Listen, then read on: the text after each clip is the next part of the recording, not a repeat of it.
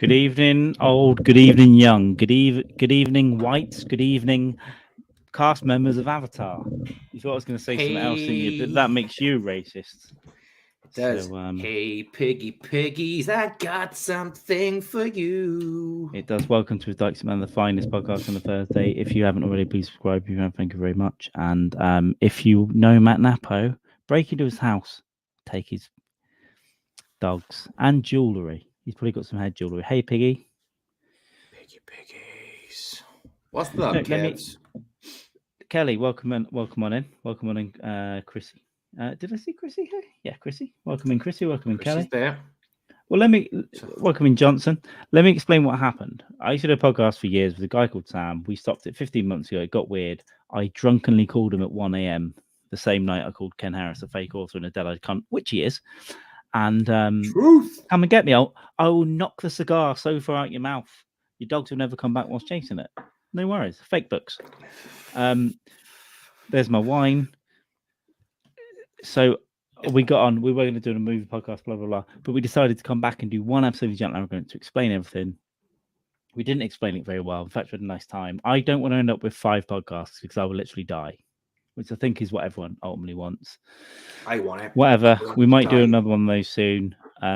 We could get Jamie one of those. That's what I swapped these around. It's bad of me. I was late for both. It's my fault. I'm a piece of shit. But I'm drinking wine, and I might say something funny or racist. So, or anti-Semitic, and get up there with the good people. You are. I'm gonna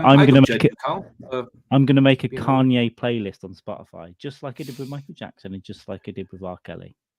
Yeah, and I'm just gonna sit here and bang my chest, going donda, donda, donda. Hey, OGM, welcome on in. Hey, the Twitch bitch, yeah. Wales, not Wales, yeah. Well, I watched the final because I want Argentina to win. 1, because France knocked England out, and 2, because if Messi wins the World Cup, all the Ronaldo fans can shut the fuck up. So, jobs are fucking good. In my opinion, Messi's the GOAT. As gay, or as women, or as old, or as sober, or senile, or just completely insane. Yeah, dude, you know what I'm saying? How you been, Jamie? I've not spoken to you for a bit. What's going on? Oh, mate, I'm all right. I'm doing quite good. I'm pretty much done fucking Christmas shopping, so that's one less stress in my life. There he goes with his 2 liters. I got to drink Pepsi Max out of the bottle because they run out of water. This is my hydration. There we go. Get it on you now. How do you run out of water in a building? Haven't you got taps? This is not. My bottled water's there, and I don't want to leave the podcast as soon as I've started it. So. Right. Oh, okay. I'm with you. I'm with you. I'm with you. Wine out of a tea mug, coffee mug, motherfucker. Your mum's mug. Yeah. No, I'm good. Same shit, different day. I'm going to be making a comeback soon to the Twitter sphere and get back on more podcast NAs. I just been taking some leisurely time away from fucking everything other than the essentials of life. So I do feel much better.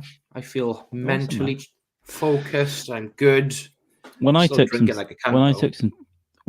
time out of it, what I found was I habitually kept opening the app. So if I show you, and I'd be doing the same.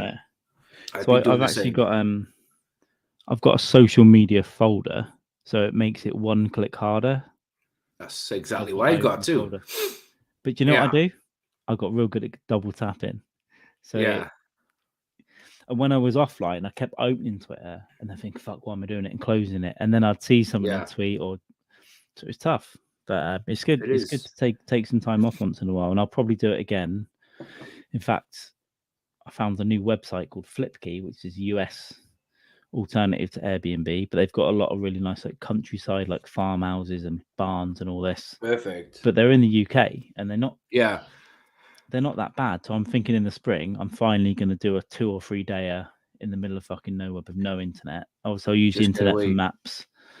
Get out, go walking, writing, whatever, and just everything else can fuck off for 3 days, including if your mother dies. You will end up podcasting though, like a whole. Yeah, I know. Right? I know.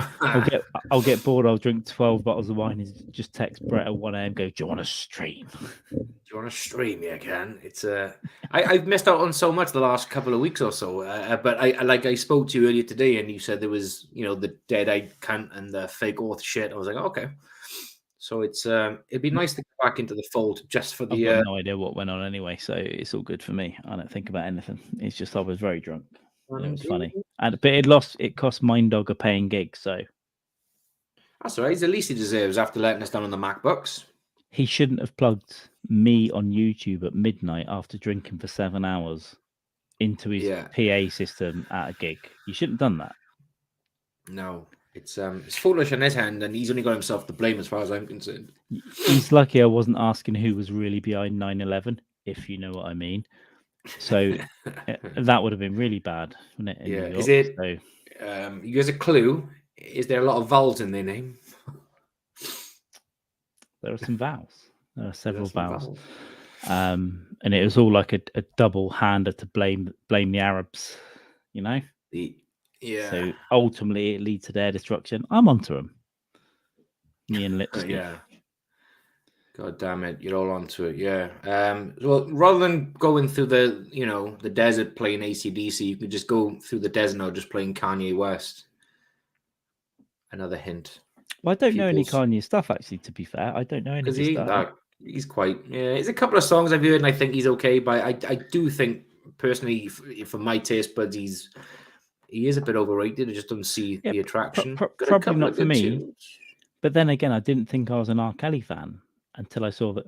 I always knew I could believe I can fly and all this. When those documentaries come out, I went back and made an R. Kelly playlist and probably find it. I mean it. I did it. And I was like, I fucking believe you, brother. When you R. Kelly's got a fair couple of good tracks out. I mean, he's pretty fucking good in the studio, right? He was great at what he did. I've got a million playlists now, though. Can you search playlists? And then those bitches went and grassed on him. No, he's a bad man. So I've got Michael Jackson greatest hits. Jacko Lad is my Michael Jackson playlist, and R. Kelly is R. Kellad. It's not going to focus, but it's R. Kellad. But when you look at it, we've got Ignition remix. Yep. Tune. Bump and Grind.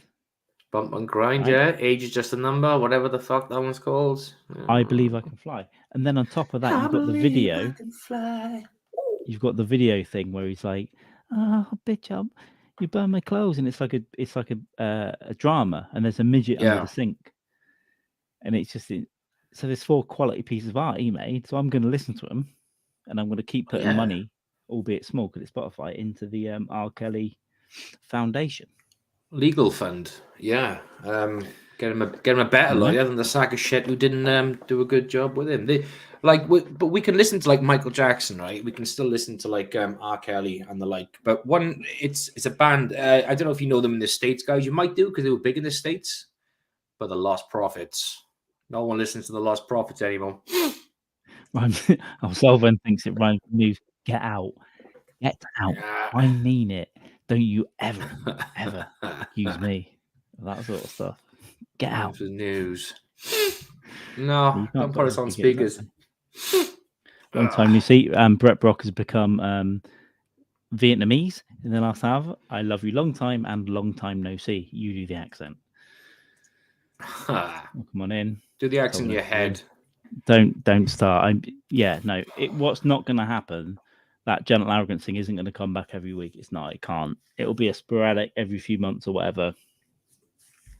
If we do this other thing, it's going to be pre-recorded. It won't be out till the spring. Sweet. The new year is to focus on keep Last Rites going, and then we're going to make this podcast a lot fucking better as well. We're going to get together, get our heads together over Christmas, and when Jamie visits me in the new year, hopefully, we're going to get our heads together over a cocktail, and we're going to think of some different stuff. So it's just going to be us ranting sometimes, but not all the time. We're going to get arrested as well. With some we're gonna get some like pre-recorded stuff, right, like out in the general public as well. That's the plan. Get some little videos together. Yes. Solvent. I'm drinking a mug of wine. I wasn't going to drink, but then I cooked sausages for nearly 3 hours. Yeah. I got in from a run. Thank you, Qual, for going for a run at -1. cooked lunch, and at the same time, I pre-cooked some sausages. I thought I'll put them in the oven, and I'm gonna have sausage, pasta, and cheese, and spicy sauce later. Basic meals. And I'm sat around hours later, running through the night. Oh, I'm doing this and that, and this and that. Oh, but I pre-cooked this, and then thought, did I cook them? Yeah, I did. They're still cooking. I fucking ran, and the smoke, and the sausages are like Bill Cosby penis. It's just cancerous and flaky. Yeah, cancerous, flaky, illegally going into places where they shouldn't be. Yeah. Oh, it's incredible. I wish I saw the pictures, but did they taste nice though? Because when you get like an no. Sometimes an overly cooked sausage can be pretty fucking good. They were flaky and bad, and then when they were so bad, I poured HP sauce on the rest of it and just ate them. And now for dinner, I'm having a microwave Korean noodle chicken thing, which actually, to be honest, got a Sainsbury's local near here. Some of their microwave stuff is pretty good. They do Korean spicy wings. They do a katsu curry and something else. They're pretty good. They're okay.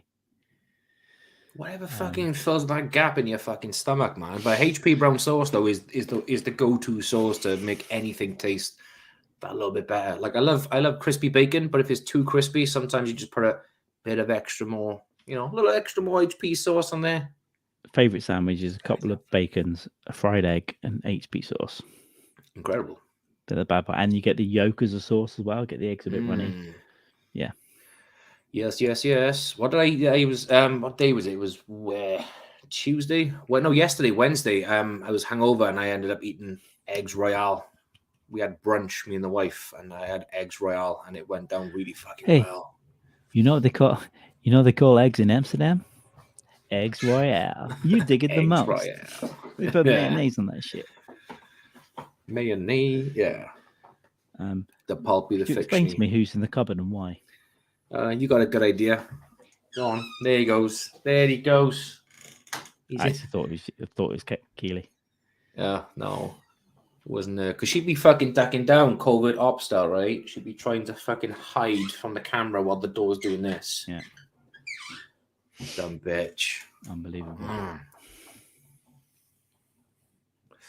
Eggs Royale. Kevin, start on the IPAs. When you run out, you just got river beers, and if you want to end it on liquor, end it on liquor. I'm starting on wine. I've got some Sainsbury's Merlot. He's starting on the grape. A bit of Merlot. I got some cronies. But the thing is, tonight at about midnight, I've got a comedian arriving to sleep here at midnight, and I'm like, oh. Yeah, he's driven from Worcester. It's Dave Flynn actually. He's driven from Worcester to north of Liverpool for a gig. And he's got like a 6-hour drive, and then we're like, crash here. It's only an hour. It's going to be -8, so you just do an hour's drive instead of and then he's going to stay tomorrow night. But for rent, I'm going to charge him an in-person podcast. Brill. And that's rightly so. And rightly fucking so. And tomorrow we're going to go out on the beer in Manchester, and he's going to go home Saturday. So expect content from me and Flynn tomorrow. Perfect. Can I just say, he made me delete all the old podcasts that he was on. So why? He's just a bit legal reasons. He's doing better in comedy, and he's concerned about what he might have said 2 years ago during COVID whilst high, I think. Oh, right. Okay. Fair enough. Always offer buyer's remorse. Yeah. But I'll make him do an in-person. Yeah, do an in-person one and just make sure you've got the notepad and pen to mark specific times where you may have said something wrong. We might pre-record it. Edit the shit out of it. I'm not editing anything. I'll tell him I will. Just put it out. Yeah. Then he'll have to catch me, won't he? Have that pig. Well, the thing is, I'm going to give him my bed, right? And I'm going to sleep on the floor in the same room. Now, this is why. Because it's going to be -8 degrees, which is like 19 or 18 for America. Fucking Fahrenheit. And I've got an awesome little space heater thing, and I can heat this room really well. And we've got a bathroom in here, so I was like, I'm going to camp on the floor. You can have the bed. I'll have a sleeping bag. Because if I'm in the other room, I will die of hypothermia. Hunker down on the floor with a sleeping bag, brother. Just do top and tail. If you got a double beds. Yeah. But for the main thing is I don't want to fall asleep before he gets it because he might be called. I might wake up to like 8 missed calls because I've had a bottle of wine and 10 beers. Yeah. And he's in his car like Jack Nicholson at the end of The Shining. I'm like you waiting for the taxi. I'm just dancing. Going, you never came. Yeah. You're on a fucking Brock stream, fucking doing your disco, fucking boogieing. Yeah.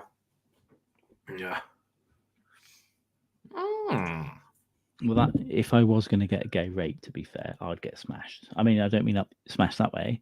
I'm getting smashed this way. It's not in a Eiffel Tower, but a nice wine and dine me, and then fuck me. Yeah, it's not that he's homophobic. He's all up for it, but he's just saying if he's going to get raped by a man, he wants to be completely off his face. Let me drink 10 bottles of wine, please.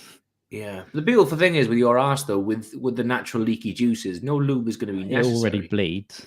It's going to be straight in there. Meat rack boy. Fucking wild. So let me bring that up. So, Jamie, I've been watching this channel called Anything Goes with James Inglis. He's a Scottish lad. Yeah. And he interviewed that guy who wrote the book. So you've been watching it. It's weird. We've both been watching it. I've been doing a rabbit hole of these a lot lately. So this guy wrote a book called Meat. Know little about him, but yeah. Meat Rack Boy, where he's sold as a sex slave in the 60s and was sexually assaulted by the British Prime Minister at the time. And obviously, there's been no investigation. Ted Heath, right? Yeah, Ted Heath. Yeah. There's been no investigation. There was an investigation, but it got suppressed, and all this MI5, like intelligence service, were involved. It got weird. But I don't disbelieve this guy, and there's a lot of rumors about it. And that goes to the point that at the core of QAnon, at the core of it, they're fucking right. Because politicians fuck kids, dude. They're not doing it, man. It's crazy. Did he hear the why it's called Meat Rack Boy? I might have missed it, but just quickly, when he talked about the Prime Minister sucking him off, he towed him down, and he was almost going, "It wasn't that bad. He just sucked me off." He was 14. He goes, "You just sucked it. Actually, more than just kissed it a bit." So he goes, "I'm not even angry at him because he was raped so bad by so many men." When he was 5, it started, wasn't he? He was like 5 years of age when it started. And this guy's now in his 60s, and he's written a book and done interviews, and you can tell he's had a bad life. But he's kind of like, he's dying, mind. He's got what's he got? CPO? Was it CPOD COPD? COPD. Yeah, I think he's dying. Yeah. So it's like he has nothing to literally lose or nothing to gain other than tell his story, right? And because I remember stumbling across this like interview with him years ago on YouTube. And he said the reason why the book is called Meat Rack Boy is because when he was essentially being pimped out, it would be a group of, wealthy or, men or politicians or whatever who would walk past groups of these young boys, and they would literally pick them out like you would pick slabs of meat. And that's why he's called Meat Rack Boy. So I've put the link to the guy's channel in the thing. I've been every night I go to bed listening to these. So it's like he interviews a lot of British gangsters and stuff, including people from here. And but actually, as bad as they've been, he gets them to explain why they went into crime, how they're trying to change what they did, what happened to them. But including guys like this. But there's an area called Mustside in Manchester, which is 1 mile from here, and it's still you can't go there. Like it wouldn't be safe for me to walk there because you might get shot. Wild part sound like, yeah. And there's a guy that he had on recently, got shot 27 times in one incident. He survived, fat guy. And when he went to hospital, the doctor says it's because you're fat that you're alive. A lot of the bullets got stuck in the blubber. He had his liver and everything was shot on his back, everything front, and he's alive. And he lived. He's been shot about 30 times in total, I think, and he's lived. But a lot of these criminals and stuff now go to schools and colleges and just say, don't get into it. Yeah. Don't. It's not good. No, there's loads of these fucking stories. But yeah, that guy, the interviewer, the Scottish dudes, I know little about him, but I do know he's So what I found out since, he was like one of Kerry Katona's boyfriends, and he's a criminal. Oh, really? And all that. He's been inside. But and a lot of these gangsters that he has on all know each other. He knows, like they've all been in with Bronson and all that, and he's trying to get Bronson on when he gets released and all that stuff. When? But it's really interesting. It's just really interesting. Like because obviously these guys have committed bad crimes, and if they did it to your family, you want them never to get out. Yeah. But then you find out, oh, they did it because they were like raped and like they had nothing, and you get into it, and then you're fucking in it. There's nothing you can do. Yeah, but sometimes it's not just a case where something happens to these guys once. It's like a systematic abuse, right? It's just a constant fucking thing, and then they get taken from one person to another. The same thing happens again and again. It's just fucking horrific. And what they said about Moss Side, which is literally again 30-minute walk. What they said was it's not even postcode war because we're all in the same postcode. We all went to school together. We're all friends. It's a tiny area, but the elder gangsters get a beef, and then all the kids, even down to the 13-year-olds, their kids, part of their thing. They have to go and shoot the other ones just on site, like their job. Now, if you see one of the others, you just shoot them outside their house and stuff. It's fucking wild stuff. It's crazy. That's kind of like Northern Ireland shit. And these are the kind of places where the police do drive around, but they stay a distance away. They just sort of observe. It's like the inmates running the prison, right? It's kind of that. It's just allowing it to sort of do its thing. Obviously, there's bad police and corruption in the police, and in the past they've done stuff. But I think there are a lot of good police as well. We want to do something about it now, but it's just hard. You got to get people to talk. You've got to find people. Yeah. And there has been a lot of corruption. And there was another interview with a guy that whistleblower on like the royal family and all this kind of stuff, and he was really interesting.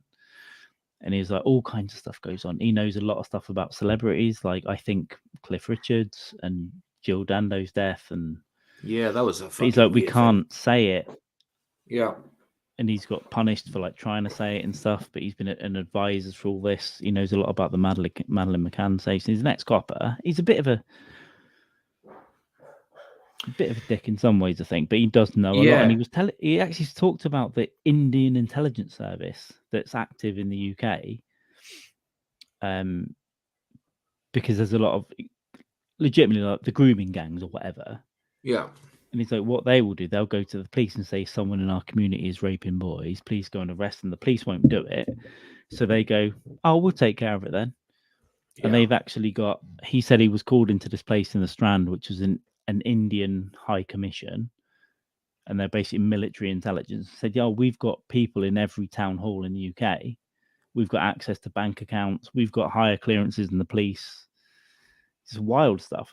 And this copper went in there, and this guy just said, there's this guy's bank account, there's his address, we sent people to his house, there's his photo, this is the thing.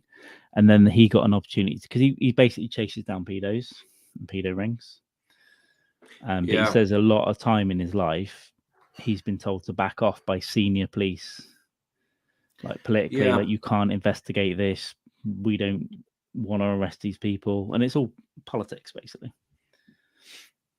Yeah, but again, going back to what you said about the heart of QAnon, that there's a reality there. Yeah, it is. But all they've done, they've basically just taken a subject which is going to literally fucking hit everyone where it hurts, and they've just taken that, and it's just gone. They just went mental with it, because I actually went batshit crazy. But 5 or 6 years ago, Tripoli got me into it. We rock open for last year, but at the beginning it was all right. It was like, oh, that's interesting, and then it just went mental. Yeah, but that was kind of like Proud Boys, right? With Gavin McKines, whatever his name is. It started off. That was a joke. That was actually thing, and then that was started off on a podcast as a joke. Escalated into this fucking and people took it too, like idiots took it too far. But that all went a bit mad. But at the heart of it, there is an international sex trafficking network where people are fucking kids, and it goes to the heart of all our governments. And there we fucking go, kids. If you, I mean, your average Joe pedophile on the street, right, has got access to a laptop, and then they can get into the dark web and they can pay for these disgusting images and videos of these fucking kids getting raped. There's no reason why this would not go into the heart of government or celebrities or whatever. It's completely plausible, and it's probably a fact. It does happen. You know, it's. We might even be able to get this ex-copper on it, you know. He doesn't post a lot, and he hasn't got that many followers, but he was like pretty high up. There was a link that also, it was another article, so there was another YouTube clip under the one I was watching earlier. It says why, and the cop, I can't remember his name, it said why this guy should never be trusted.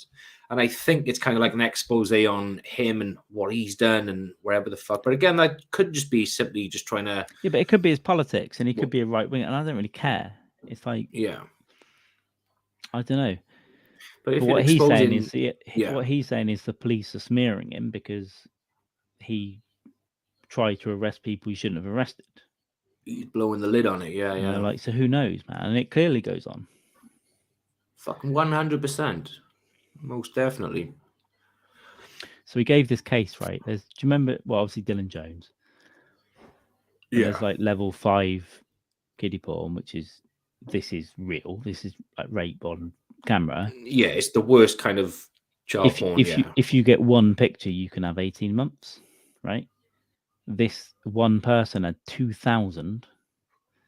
Not only that, he had exported them. Not only that, he had commented on them like this little bitch can get it and all this. It was an ex-copper, an ex-intelligence service guy that did it. And this copper guy went after him, and they went into court and all that stuff. And he got community service.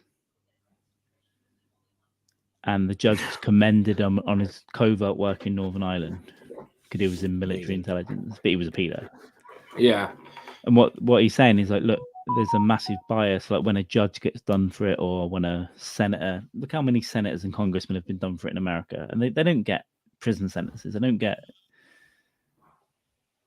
They just get maybe asked to resign, that sort of stuff. Yeah, step down. Whereas if you know, the average Joe had one of these things, they're going to prison. This guy had 2,000.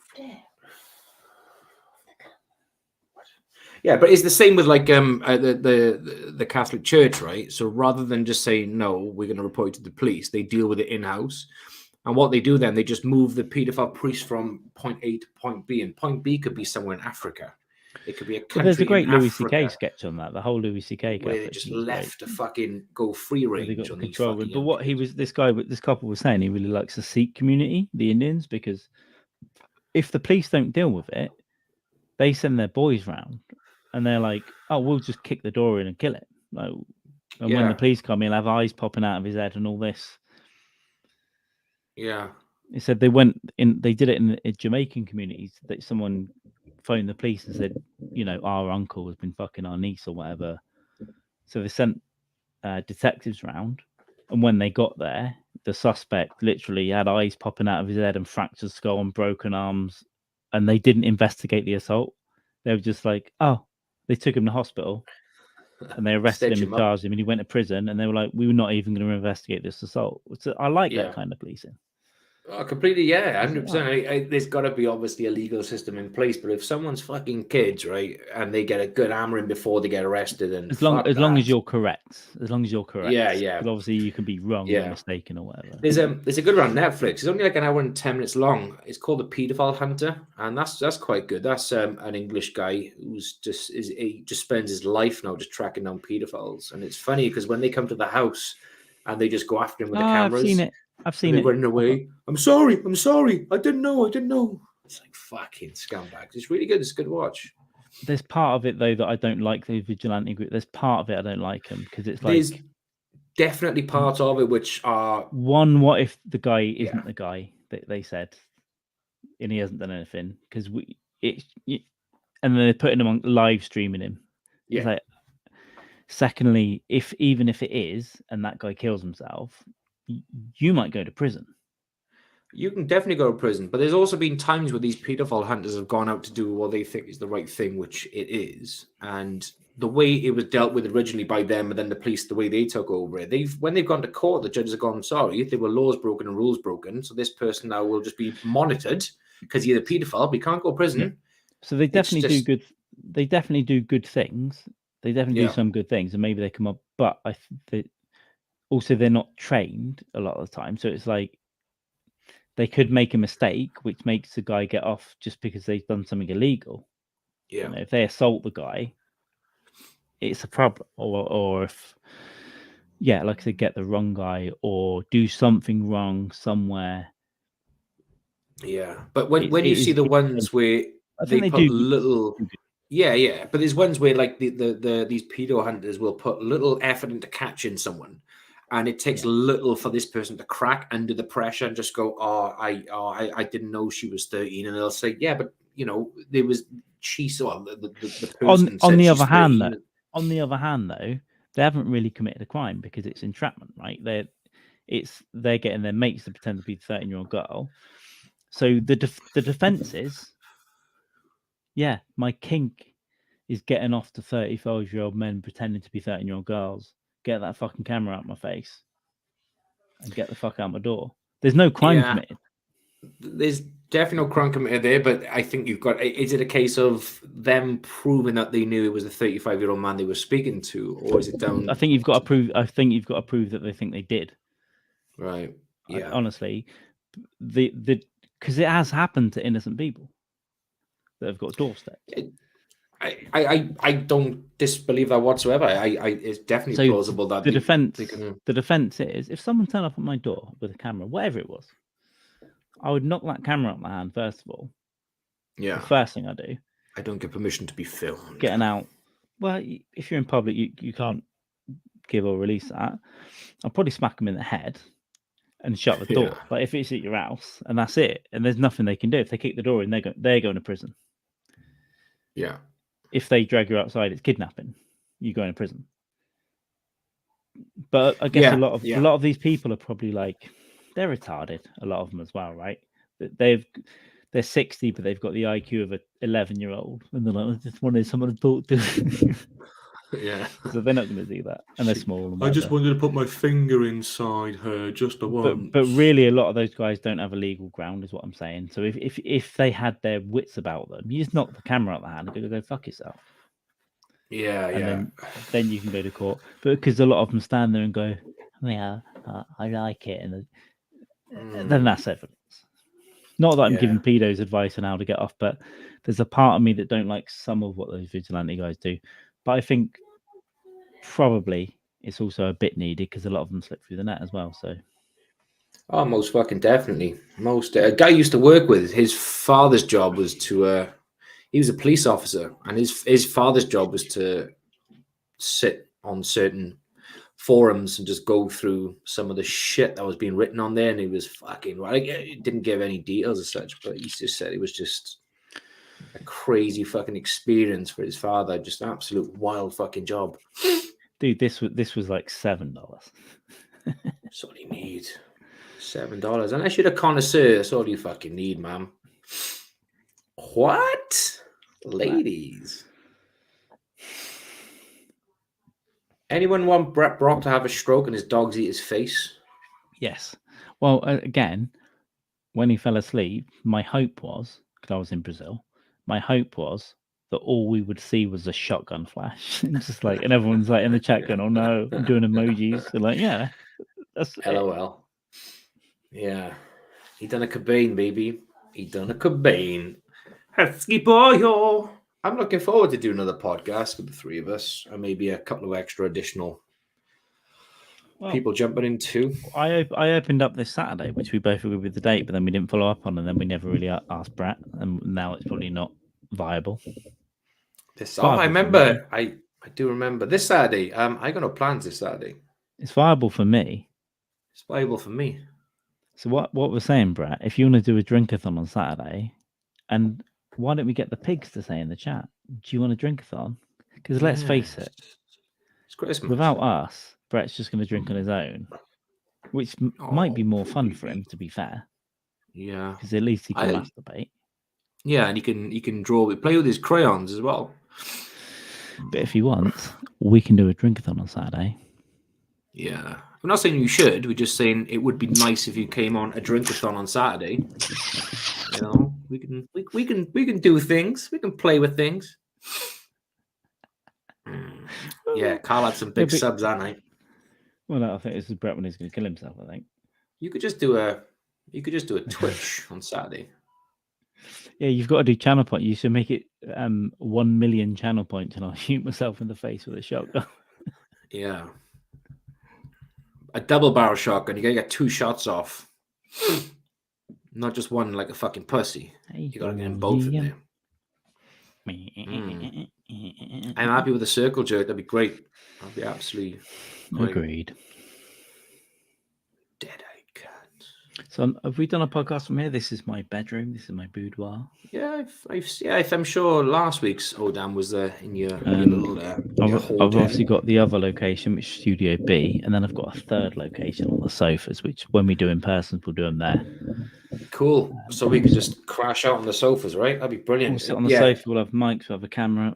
All that. Loving it. That'd be good. We could definitely do that. Yeah. Catch up. Get all cozy. Put the heating up. Sit in our pants. You dimmed it to last rates. Oh, nice, man. Solven has got a broadside Merlot. There we go. Nice. This was like $7, but I'm gonna get a booze order now. I got some wine open out there, so let me just contact my. Wasn't bad. Vino, please. Vino, please. There we go. And I know they received it because I can hear their phones going off. Yeah. I want 3 locations. You need a podcast on the toilet as well. That'd be good. Well, I found out the wanky coffee place I went to after my run, the Wi-Fi from the flat reaches there. Oh, no way. I was just like, I'm on the Wi-Fi. What Wi-Fi, man? I'm like, that's my house. Like, but I can see it from my front window. There's a wanky coffee place. I went and had a coffee earlier like a dick. Yeah. As you do. Sorry, just showing Ken Harris my bald head. You fucking dead-eyed fuck. But if you ever see my bald head in person, you know this shit. It means I'm sucking you off without your consent, and there's nothing you can do about it. Like Ted Heath.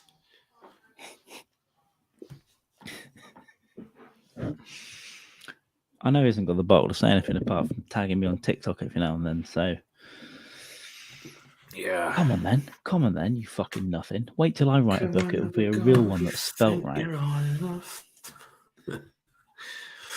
Oh, God. Fat tires are great, man. I love a fat tire. It's good beer. See how much? Mine is Oh, no. It's a bottle of red wine on the side with a glass, please. Hey, Halen. Thank you. You just bring in a full glass bottle of wine. That's not mine. That's white wine. I just want to ask you if this was the right wine. No, stop talking back. Oh, if you're not going to headphones tonight, I keep trying to catch up. You can hear me tonight. Yeah, I got headphones. You can't hear me. Because I promised him this tenner last week. It's still in my wallet. You can't, yeah. Because I don't. Oh, yeah, what was the tenner for again? No. Yeah. I think my parents gave me cash for something. And I'm like, no one uses cash anymore. So it just stays in my wallet. But I remember last week just doing this. Go, hey, Helen, come here. We'll do a line together, bro. That's right. Yeah. I can't remember what you promised in £10 for. I don't want to go down the... Suck me off. Yeah, fucking wild. I was just going to say, I don't want to go down that road. No, he did something. He did something like legitimately helpful last week. And I was like, I'll give you a tenner. I can't... Yeah, well, you mean leave the room? Yeah. No, I don't remember what it was, but I think it was something like, it wasn't anything weird. It wasn't centered into Brett Brock's Natural Art School or anything. You know? Step 1, pick your Crayola. You must have smashed that. You must have smashed that drive, Kev. So I pretty much live in the city centre. So I go down in the elevator, out the door, left, and I'm at the shop. That's wicked. Yes. You're doing that. Also, Jamie, when you come out my bedroom window, you can see the local pub. It's there. Nice. It's going to be like walk. It's going to be like my Mecca. You could have literally just ended it there, Jamie. When you come at mine and come out the bedroom window. Halen, can you ask him why I promised him a tenner last week? Do you remember why Carl promised you a tenner last week? Why? No, just asking if he promised you a tenner last week. We can't remember what it was. If you can't remember, you won't get it. He doesn't know. You know what day it is. I'm gonna get my wine because no one knows where it is. Please hold. Okay. Can you ask him to suck me off while you're there as well?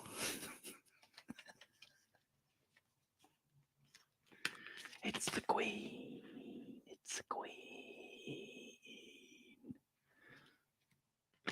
It's someone else. It's someone else.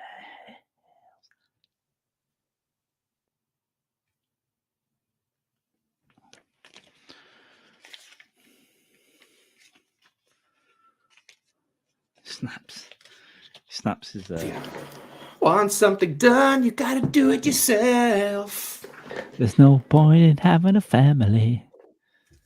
0. I lost a bottle cap last night, so I just used foil. And I keep it for burning crack. I am in the city, but it's weird. I'm on a main road into the city, and my apartment's on this road here, but it's surprisingly quiet. I have a train and a tram here. It's weirdly quiet. A train and a tram. I can see skyscrapers when I come outside, and if I turn left and go under the bridge around the corner, I'm in the city. But it's just pulled back enough. Perfect. So your location, it sounds like you're in a more convenient location than you was in Cardiff. It sounds like everything is literally on your doorstep. It's a better location, and it's a nicer place, and there's no sound problems, and Beautiful. Snaps. I only know like Archers. Archers, yeah. It can't be. I don't drink schnapps because Archers is the only one I drunk, and it was fucking rank. I only drank it because the girls we sang around we used to like it, so I'd drink it if it was there. Pretty much. But it's all weak. Yeah. It's 13-12% in it, something like that. Yeah, it's like peach wine or whatever the fuck. It's just like you drink it like a spirit, but it's like a wine. Yeah. You have like shots and shots. Kelly's harassing your family right now. Terrible one. Yeah. Do we know Timothy Connolly? Do I know Timothy Connolly? Hi, Timothy. He's giving us a love on Facebook, I think. So hello. Oh, hi, Tim.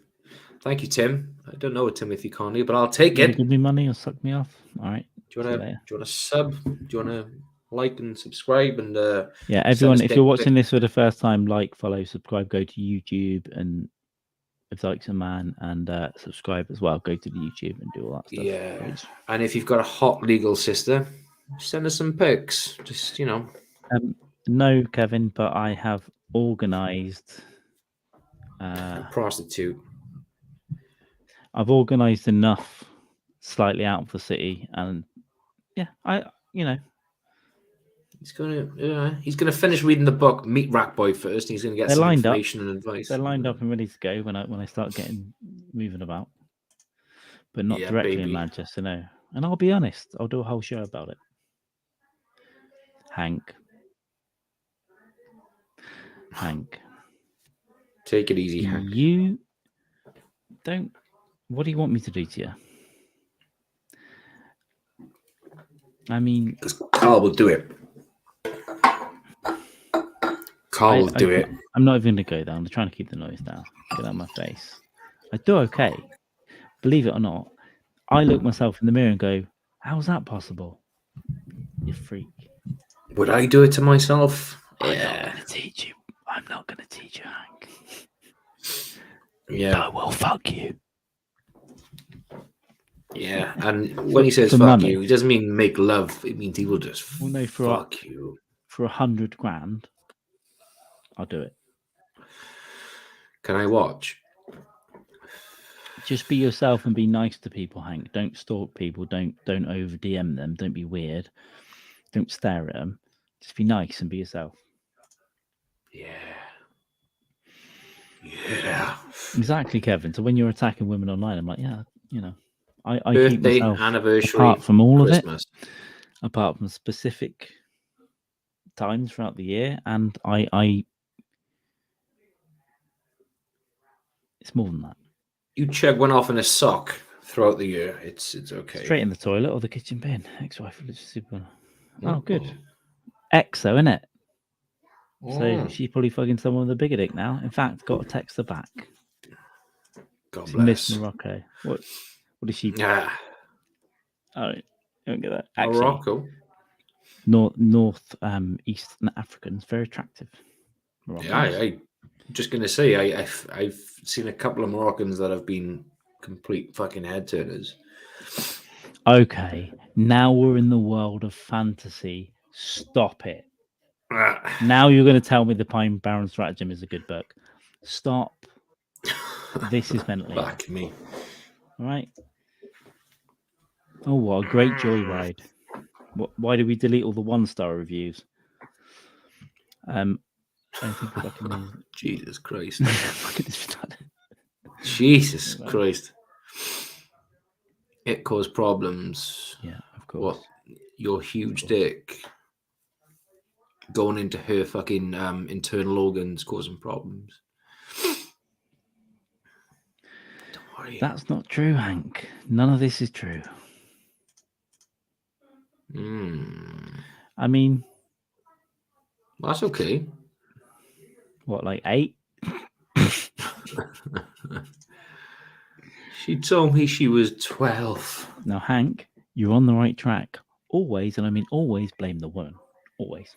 It's your fault. Do you remember the scene in Dust Till Dawn that I played illegally on Twitch last week where Seth Gecko came home to Richie and said, Where's the hostage? And he said, Yeah, wild. She's in there. She's in there.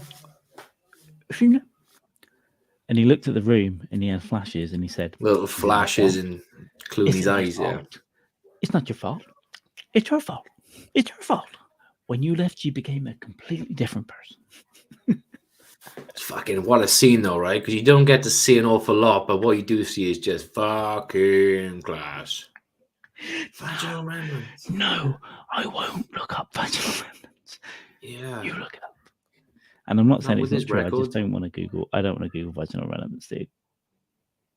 I think it'll be a fun thing to pull up on screen, actually. Yeah, no, absolutely agreed. God bless you. This is not therapy, by the way. I say fucking therapy. It's her fault. It's her fault. He's eating a burger from a shot hand, going, the rape victim. It's her fault. Yeah. It's a great scene. That was like Oscar worthy, right? That was completely and utterly at the Oscar. People criticize Tarantino for his acting, but I tell you what, that film and that role was perfect. It's perfect for him, yeah. And do you know what? Clooney pulled out all the fucking stops as well. Clooney was fucking on his game. And I randomly saw... He's no longer that doctor from ER. I randomly saw the opening scene from Out of Sight with J-Lo, right? And he's robbing a bank, and there's reminiscence of Seth Gecko. He's like, you're going to put the cash in the bag, you're going to be cool. It's kind of a bit Seth Gecko, even though it's a weird TV movie almost. It's shit. Yeah. But it's like, that reminds me of Seth Gecko. So that's when I realised Clooney was cool. Because he was a dick before that in ER. Like, you dick. He was just the handsome fucking doctor with a big head boring, of hair. like Matthew McConaughey before like 2009 or something. It's just a dickhead. Just you can actually be quite good. Yeah. No, like I was surprised. I remember, what was the first McConaughey film I watched, and I thought, fuck me, this guy can actually act. I think it might have been fucking Dallas Buyers Club, and I thought, this is pretty fucking good. I think that was the first film that they called the McConaughey-sance, like the Renaissance. It was Dallas Buyers Club. Completely fucking changed everything. And then it was one of the pinnacles for me was True Detective season 1. What a show! Oh, it's phenomenal. That was absolutely. And I still need to watch him. I still need to watch season 3 because I heard it's pretty good. Season 3 it's sort of on par with season 1 as far as the 2 went weird. Goes. 2 was fucking. I didn't even think I watched the last episode. I just completely lost interest. But 1 was so good. When they had it again, my favorite subject. When they ended it, and it's like, oh, it's a cult, and politicians are fucking these kids. Yeah. It kind of. They should have just, even if they got rid of those characters, fine, but continue that plot, and they just changed the plot. It's like, oh, for fuck's sake. Change the plot completely. But I suppose they could revive it with Harrelson and McConaughey at some point and just continue the story. Years down the line, maybe. Who the fuck knows? I've no idea. I've no idea, man. No. Well, that's the advantage of. I would say shagging, but Stanhope doesn't have sex. So I would say like kind of living with a mentally ill person that's sometimes on the same camera with him. But me and Jamie and Mind Dog have got the honour of Tracy and Bingo constantly calling us up at all hours of the night on the Bodathon. With Stanhope going, "Are you still on?" Smoking I was Kingsnight sleeping cigarettes and a blinder. You was awake that time. I was fucking sleeping. I missed that. We need to dig out all those extra clips because they were funny. Well, I've got the craft ale. You could have poured your wine in there, you fucking heathen. But then I thought beer will go in it later. Put wine in there, and that had coffee in the bottom, so I thought it would give it a nice flavour. You mug. You know? Yeah. Get it down your neck, brother. Get it down your neck. Oh, the vino is coming out. The vino is coming out. It's gone. Mine's gone.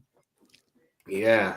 Ooh, there's white wine here. I'm not gonna have any more beer. I'm just gonna go into the white wine. Sucked off a bottle of wine. It suits you. Can't do this now. No. That's reserved for your asshole. Widthways. Fucking get in there. Yeah, you watch away, baby. There's a Bingo tenement. Oh. Yeah. That's funny, man. Hank, calm down. This is StreamYard, so you just watch on YouTube and you'll see the comments. Relax, baby boy.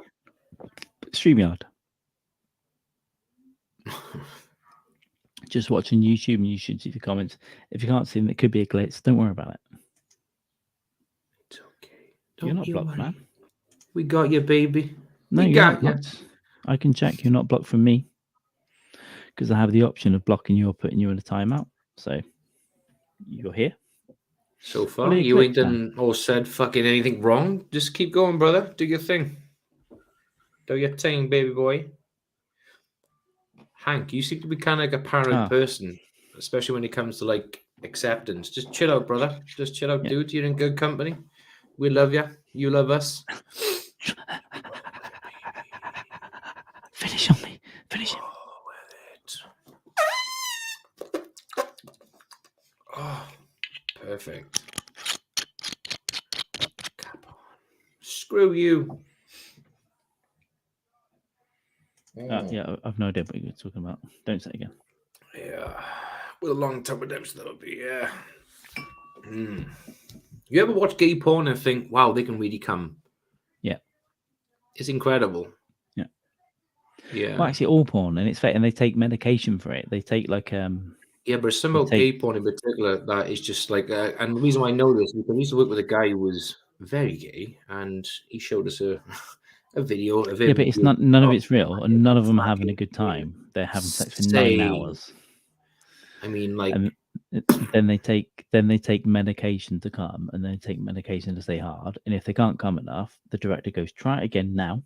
And if they can't do it, they order in the backup to come on a belly. This was a home video. This was someone he just filmed himself getting pumped off by a guy, and it was just completely like, this is fucking wild. This is insane. I couldn't do that in a month. Gay makes you better come more. I don't know what it was. It was just something about it. Yeah, maybe it's just a different people thing, but I'm going to go with the gay. Apparently, Tom Segura is like half a pint. It's like really like bull semen just fills it up. It's a prostate thing. It's not more cum. The cum is almost solid objects out the balls, and the prostate adds the water. So if there's more stuff, it's just more fluid out the prostate. Fluid. Well, I just learned something new. I didn't know that, so that's interesting. You say impressive, I say disgusting, but there we go. I had to poop my pants. Neither do I. Yeah, I'm all for pooping my pants. Yeah. Oh, baby, oh, baby. Awake just to watch you wanking. I could fly to the asteroid and blow it up with a nuclear bomb. But I gotta drill down first, a few thousand feet to get into the fucking asteroid before it works. Yeah, did you see that? What you mean the rest of your comments, Hank? Did you see that Christopher Nolan for his next film about Oppenheimer, who invented the nuclear bomb, He said, I've done it without CGI. And everyone's like, did you let a nuclear bomb off, Nolan? As he nuked Moscow? I haven't actually seen is there footage released of the explosion yet? Or is it just because I know he just said no. People are moving. I knew he's done it, and I was just I was reading a thing. This like is a practical effect that looks like a mushroom cloud. Yeah. But then why would you expect anything else from Nolan, right? What I like about him is that he did obviously Memento, the Batman trilogy, Interstellar, but then I still haven't seen Dunkirk. But then he went to now he seems to be doing historical stuff. Yeah. When I saw the trailer for Dunkirk, I thought they're all in boats. I thought he'd put a UFO in at the end because it's a twist, like something weird. But he's like, no, I'm just remaking his history. And now he seems to be doing the same with Oppenheimer. I would kind of like him to direct a Superman movie. Now they've fired Henry Cavill and they're going to reboot it from DC. I'd like Nolan to come in and just make a Superman trilogy, like make Batman it up like his thing. Yeah. But didn't he produce Man of Steel though? Didn't he produce the one with Cavill but I think or some? He did, but I don't think he was heavily involved. I think it was kind of his name. He maybe gave some money. Yeah. Because the movie wasn't amazing, even though I love Cavill's Superman. But a Nolan take on anything would be good to me, or direct a Bond movie. A Bond movie was up there. I think was it just before I think before Skyfall came out. I think there was definitely talks of Nolan doing a Bond film, and Tarantino wants to as well. Oh, really? Oh, okay. He did. That'd be pretty good. He's written that TV show now, right? Yeah, I did. Yeah, it's like a mini series or some shit, isn't it? Nobody can see Millie. Can't see you, Mel. You're completely invisible. Pasty. Have fun. Well, don't get your school bag on now. Get dressed first. Jesus, reason, right? God damn it. But yeah, I know Nolan was up there. He was going to do a Bond film, or was discussion of it. I didn't know about Tarantino, but I know Tarantino's written he said he wanted to. I think Nolan could be considered, but now that Cavill left The Witcher, and he announced himself back as Superman last month, but today James Gunn, who's now taken over at DC, said no, he's gone. There's room for Cavill to be Bond for a couple of years. Yeah, I don't know about Cavill being Bond though. I don't think he's got it in him. I did, but then Daniel Craig was he did the Man from U.N.C.L.E. stuff a couple of years ago. I think it's different. I think it'd be good. He's young enough. Yeah. Idris Elba's too old. He's 55 now. He's too old. I think Cavill's just young enough to do like 3 Bond movies over 10 years. Elba was definitely on my list to play a Bond. But what would be good if they'd done a Bond? If they'd done a Bond that was kind of, I know they've done the storyline before where Bond's sort of in retirement and he comes back out. But if Bond was actually like older and sort of settling down and just had to bring him back to do whatever, it'd be pretty good. You know, be pretty decent. But yeah, Cavill was good in Superman. I think it would be great if fucking Nolan could come back to sort of helm a Superman project. I think it would be brilliant. But I think Nolan just likes to fucking do a couple of great films and take some fucking time out, doesn't he? He's not in a rush to do anything. Yeah. But this film he's doing now with Cillian Murphy, it does sound really fucking good.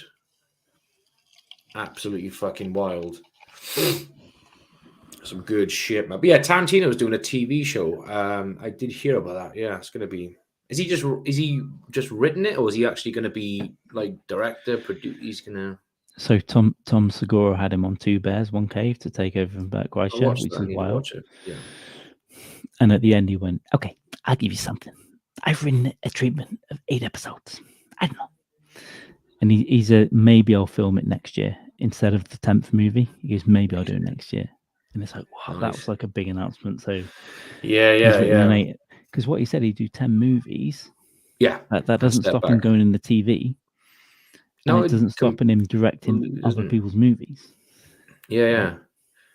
But that's the thing, I think, because this was a long time ago, before, TV shows became what they are now on streaming services. That's what he announced. He was going to do 10 films and call it a day, right? So obviously, as time's fucking progressed, there's so much scope for great TV shows now on fucking Disney, Amazon, Netflix, or whatever the fuck it is. So he's so much potential to go forward with him. Tarantino's not going to be done after his 10th movie. No fucking way. Impossible. I tried Poppers at 15, but not for gay stuff. I tried Poppers. They were shit. Didn't do nothing. I used to get a train to King's Cross and inhale them, and it made me high, but it didn't make me But it don't last long. The high doesn't last long at all on Poppers. But it was my first ever high, I think. So I don't know, 15, 20 minutes, yeah. Yeah. So not only did I have them at a store in King's Cross, but when I went to see the Stone Roses in 2013, people were saying them, where they sell tickets on the way to get in. They were going, Poppers, tickets, Poppers. Like, so at gigs and stuff, they'll sell them outside. Poppers will put you to sleep. They should remake Wizard of Oz with just Poppers instead of poppies. No, this is just YouTube. But we might look into Twitch and stuff, but this is just YouTube for now. YouTube, Facebook, Mind Dog's Facebook. So you can find us on Facebook if you're having trouble seeing stuff. Yeah. So our future great overlord, Elon Musk, is he? So what's the thing with Twitch and streaming now? Didn't he say he's looking to sort of change the platform so you can stream on there like you can Twitter, not Twitch. Sorry, Twitter. Sorry, yeah, I do apologize. The Twitter sphere, yeah. He said there was. I think in the next year there'll be a video platform and a content creation platform and an ability to earn money easier than YouTube. Yeah. And I would pay the $8, but I don't want the blue check mark from that because I think that's just a silly thing. If it's a premium content creation thing, okay. But I think ultimately it'll be an app for text, images, and video. I think he's going to make everything up. This isn't a Musk fan or hate. Don't want to get into it. Don't care. I think that's the intention. Although I do like Musk. I love Musk. He should create his own aftershave, Musk, for men. The name's already there. I know, it's perfect. It's genius. Musk for men. Yep. Yeah, that'd be pretty cool. Just because that's what the world needs right now, is another platform to stream on. Just to make you breathe. You're a crafty devil, yes you are. Hell yes. Motherfuckers. So you haven't stopped podcasting since you was 4, right? Literally the last, since I've been sort of taking a step back on social media. When I'm going to become the greatest podcaster on earth. Streaming. I'm going to destroy Lex Friedman and Joe Rogan. Yeah, Lex Friedman. I think you'd look good in a Lex Friedman funeral suit. You'd look good in one of those. Can't pull a suit off. My current suit doesn't fit because I got fat. Yeah. But I need to buy a new one. I think you should kill Lex Friedman with a Tesla and then steal his suits and then fit into them. I think. Anything above my thumb in her ass. Jamie, this is unfortunate because I can hear your family. Oh, they're being loud as fuck, aren't they? Let's just turn this down. Cunts, mate. Fucking cunts everywhere. So I paid for the platform that Brock uses for music. Yeah. But I haven't I say this every podcast now. I haven't investigated a playlist that's a good bed. I don't use the same stuff as Brock, but I want instrumental stuff that's okay to put in the background. Yeah. You want some fucking get a Philharmonic orchestra playing. I'm log in now. Get in there. Yeah, I'm gonna go for a pee. I'll be right back. But I can still hear you.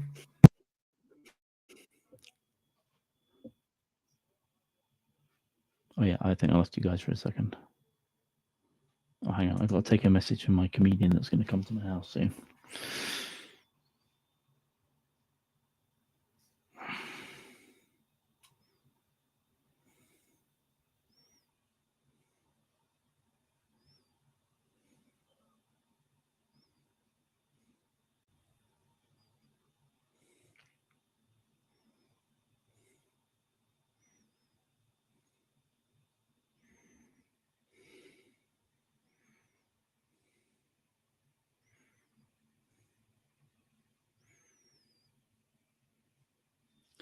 Sorry, that was rude. I shouldn't have said that.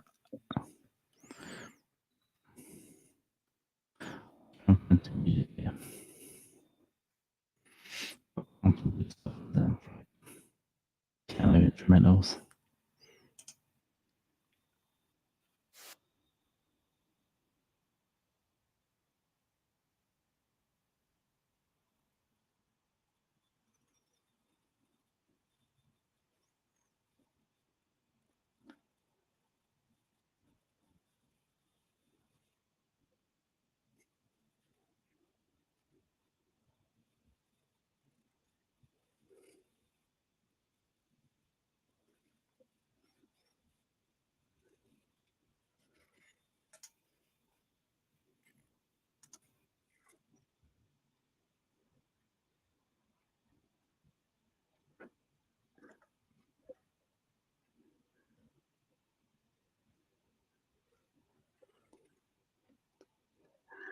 I never said I loved you like that. Please, Daddy, leave me alone. Don't ever touch me like that again. Even though it got me to have fun. I'm not saying it's okay. What a voice. But sometimes you gotta leave a child to be okay.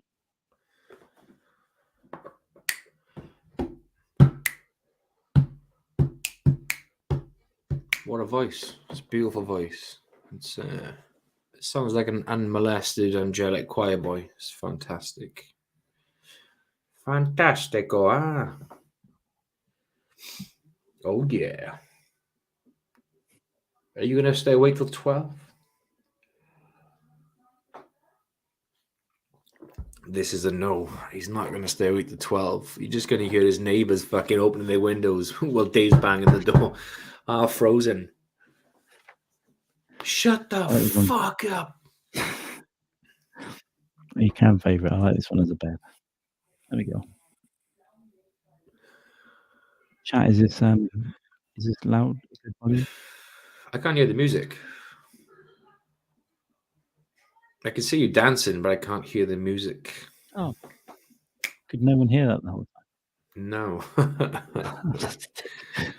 I was thinking, like, he's really gone into this fucking depths of madness. He's just singing to himself. And it's like, yeah. No, I can't hear it.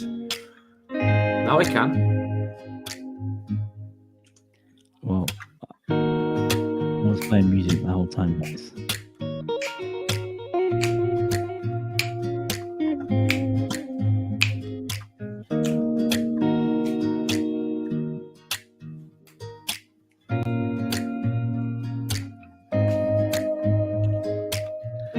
And I will fall in love.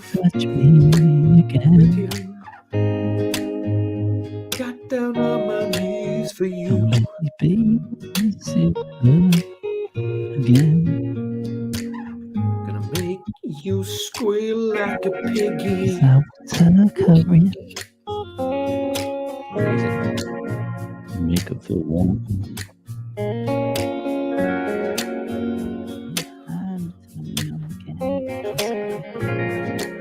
Nothing. It's just entertainment on its own. It's great. This is what it's going to be like when I come to Manchester. We're just going to be sitting down, just listening to music and just doing nothing. Just...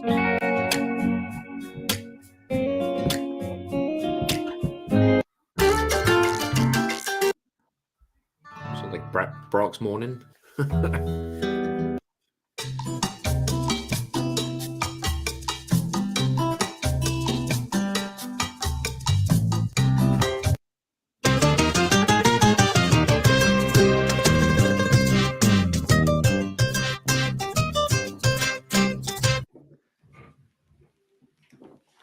That was good. I like that one.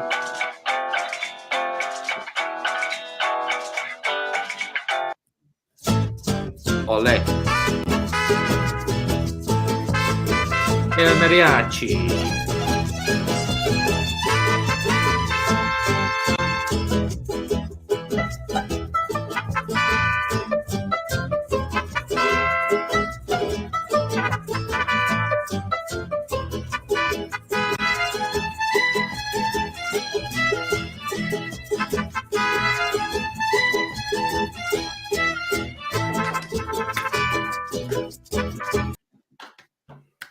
Perfect. Oh, it's pretty good. Everyone needs a playlist, But believe me, when I was doing all this, I was listening to piano music. Yes. I believe you. It wasn't just in his head, folks. It wasn't in my head. It wasn't in my head, you dead-eyed fucking cunt.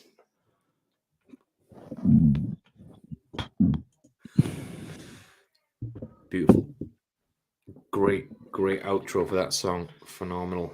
Hey, Simon Cowell looks like shit. Not that he ever looked good, but he looks like shit. Like, more so than he ever did. The fucking botched job, fucking talentless cunt. Weird thing.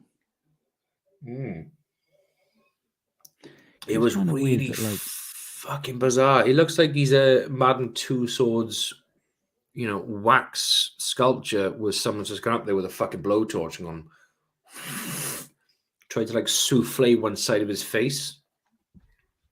It's like if someone threw a just burned out candle on his face and he had a stroke. That's what it looks like. It looks fucking horrible. But money can't buy you love, but it can buy you a botched job, plastic surgery job, baby. Yeah, why wouldn't you get a good one and also stop? I think it's one of those things. It's like, you can't. I think it's with plastic surgery. It's kind of like the once you go black, you never go back. And what plastic surgery is the equivalent. I think. What a fucking shit show. I want to see him and Tom Cruise like in a fight. Short ass motherfuckers. Yeah, this is weird. Yeah. Fucking hell. It looks like he got stung by a whole fucking group of bees. I don't know what the term is. He just looks awful, man. It looks like he's trying to be Mickey Rourke. The expression is, it looks like he's been stung by a group of 9/11 conspirators. Yes. That's exactly what it is. Which aren't bees, but they're another letter of the alphabet. Yeah.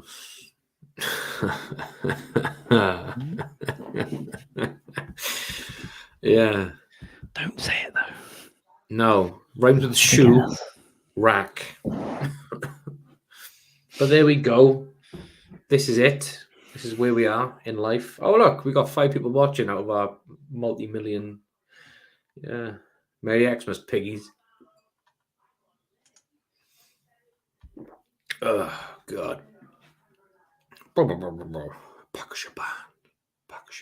know we can get a really, really great perfume company to sponsor us? Like Coco Chanel or whatever. Maybe just do adverts. Coco Chanel. I stink like desert people. Yeah. Brought to you by Coco Chanel. Or, Benghazi drops or whatever. Benghazi by Clinton. What if we have that, like, terrorism perfume? Brought to you by freedom fighter.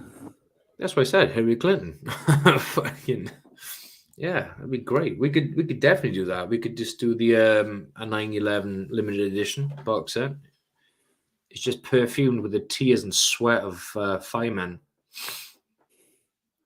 That'd be a good thing to do. There's definitely a gap in the market for that. Like 100%. There are some great Clinton murder memes. I mean, let's look at some. Clinton murders. Feeling cute. Yeah. If I'm going to be president, I'm going to kill every last motherfucking one of you. Don't envy you fucking pricks, move. She's a beaut, right? Like back in the day, would you have fucked her back in the day? Like, she was like, she wasn't great, but she was kind of like, she was fuckable. I'd probably still do it now. I'd pick a crevice in her chin. I'd do it to save my life now. Don't kill me. Yeah. Would you have a child with her just so she can eat the adrenochrome? And I haven't got evidence that you put on a strap on and fuck kids. I won't tell anyone. Yeah. Yes. She's definitely breeding kids, right, in a farm, just so her and Bill can just chew on glands and stuff, and just keep them going for as long as they can. Yeah. Bless her. We get Bernie Sanders out. Bernie, he was the better man for the job.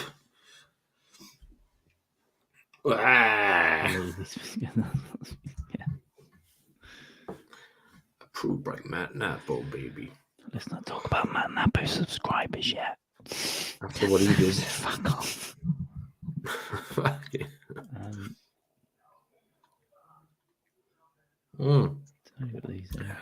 9/11 never happened. Oh, so on this, I got in late after this gig on Saturday, and went on Twitch, and I played that Tim Dillon clip. I played Dusty Door movie clips. I played Louis C.K. N-word bit. I just broke all copyright laws for 2.5 hours. What are they gonna do? Kick you off for like a day? I deleted it as soon as I woke up. I was like, just delete it. Oh, okay.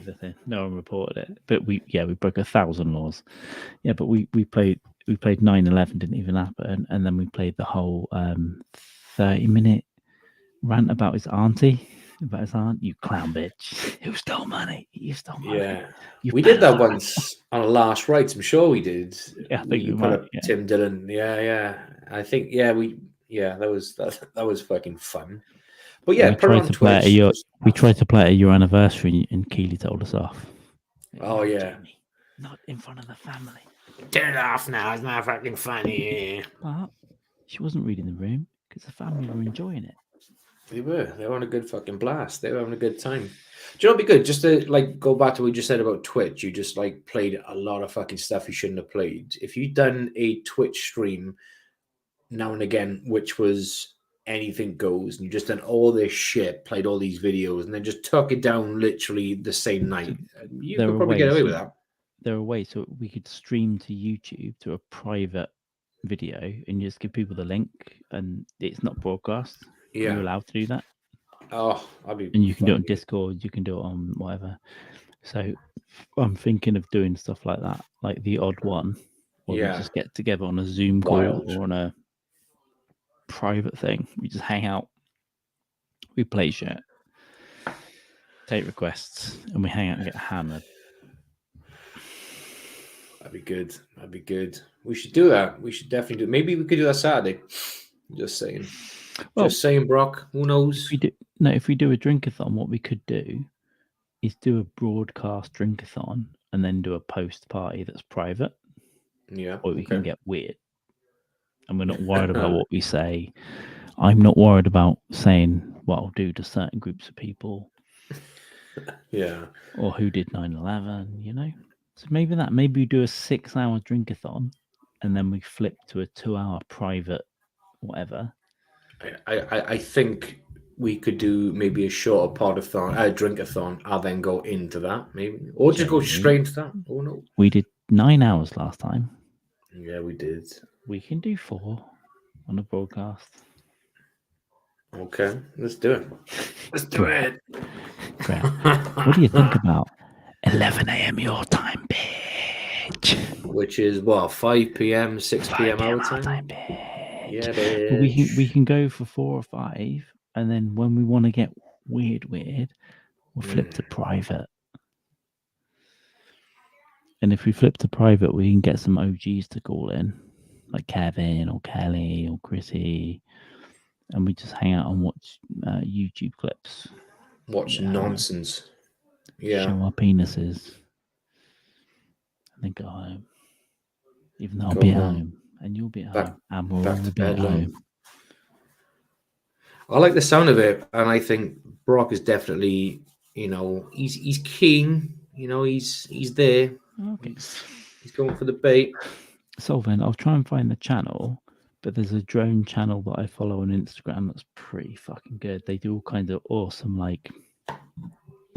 they'll fly over a movie set, then go into the control trailer, and someone's clearly grabbing it as it comes in, but it goes in and then out. Great. There's some phenomenal drone stuff. And general film and stuff as well.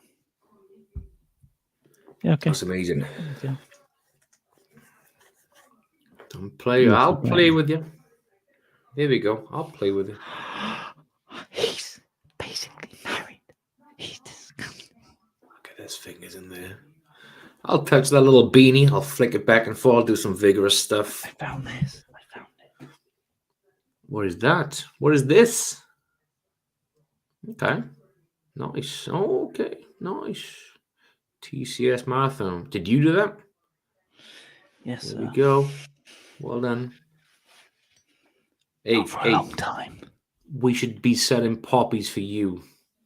Fuck the dead soldiers from World War One. Well, instead of Mind Dog did a benefit for Vietnam veterans, and it's like, oh, we should be grateful. What, for cutting Asian women's ears off? Yeah. And fucking kids in the jungle. Gang raping kids in the jungle and stuff. What? Job done, bro. Thank you for the My Lai massacre. Get out. Yeah. Thank you for putting napalm on Mai Ling's back while she was running away naked.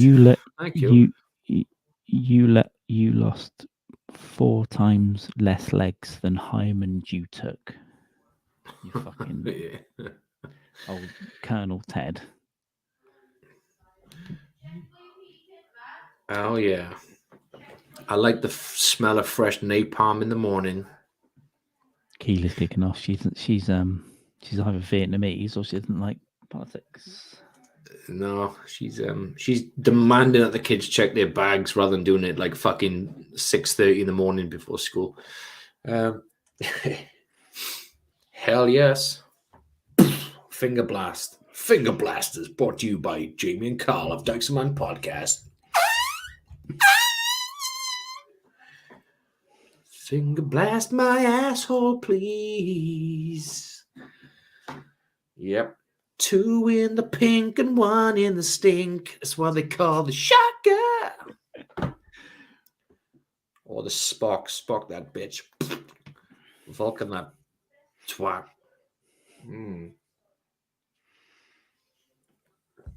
Amazing stuff. I don't know why, but I was thinking about the rape fantasy from Californication. Oh, yeah. Runkle's wife wants a rape fantasy. That's right. Yeah. And yeah. What the fuck are you doing, Runkle? Yeah. And she kicked his ass. You said you wanted this. Not like this, Runkle. Apart from the last season, Californication is fucking great. I even think the last season, I know what you mean. I think it got too lovey-dovey or the last episode. It did. Oh, we're friends. Yeah. But you got him trying to fuck Heather Graham though, which is great. So I'm like, yeah, I'll take that. But in the first episode, he smashes a 17-year-old, and then he writes his book, Fucking and Punching. Fucking and Punching. Yeah. Made me come. I love the realization when it kicks in. He's like, he knows who she is, and he realizes she's like a kid, and he's like, fucking. He also, because he lived in Venice Beach, and I got a friend there. When I went there, I was like, that's where fucking the Coveney was driving around down there. His Porsche 911 all fucking beat up. Yeah. What a guy. He is like my hero. Hey, moron. You don't refrigerate red wine. It's room temperature. Yeah, it's room temp, motherfucker. Oh, my father was like, raised in France for like a lot of his life. And even he puts when he used to drink, he used to put red wine in the fridge. Here's a big thing though about booze. You've got to regulate it. You've got to try and get the temperature. Here's a big thing about booze. You drink it how you like it. If you want to refrigerate red wine, if you want to have warm white wine, if you want to drink whiskey with water or rice, drink it. Don't listen to idiots. Oh, you should only have this. Fucking drink it how you like it, dude. I like brandy with ice. I like whiskey with ice. I like red wine. I can't do brandy. Room temp. I can't drink a lot of it. I can drink more whiskey than brandy, but either way, you've got to have ice in the fucking thing. I think I had a bad time on it. I get looked at like I'm scum when I do, but it's like, yeah. Bourbon, Buffalo Trace and ice. Yeah. Whiskey. Wild Turkey lately is I'll have a little bit of neat whiskey. Sometimes I like a little bit of water. Depends what it is. Wild Turkey is a bit rough for me. I'll drink it, but it fucks me up. I do like a wild turkey. The only time I can drink whiskey without ice is if it's in coffee, and I was like, yeah, I'll do. It's nice. So, is it warm where you are? Because if it's not warm, it should be room temperature. You'd have to chill it. But if you like it chilled, keep it chill. If it's too soon, if it's too warm, you can put it in the fridge if it's too warm though, just to get the temperature. He's got it chilling. If it's too warm, put it in the freezer for 5 to 10 minutes and then drink it. 5 to 10 minutes. That temp will come down. Put it in the freezer. Just taste it, Kev. Port's good for cooking. Hey, Matt, Napo, hey. Daddy-O. He's the motherfucking DOG. He's the motherfucking original bald guy with a mustache. Fuck Freddie Mercury. He's the OG. Yo. I did hear he wasn't a fan of black people, though. Napo, are we plugged into a speaker at a gig? Because if so, dead-eyed cunt, dude. Unplug, bitch. Dead-eyed cunt. Bitch. Yeah. Unplug that motherfucking shizness, brother, motherfucker. We just talk about Hank Moody, Californication, motherfucker. Also, are we plugged into the atrium of the One World Trade Center? Because we don't believe the original one happened. What say you? What say ye, motherfucker? I just want to be on a podcast with you.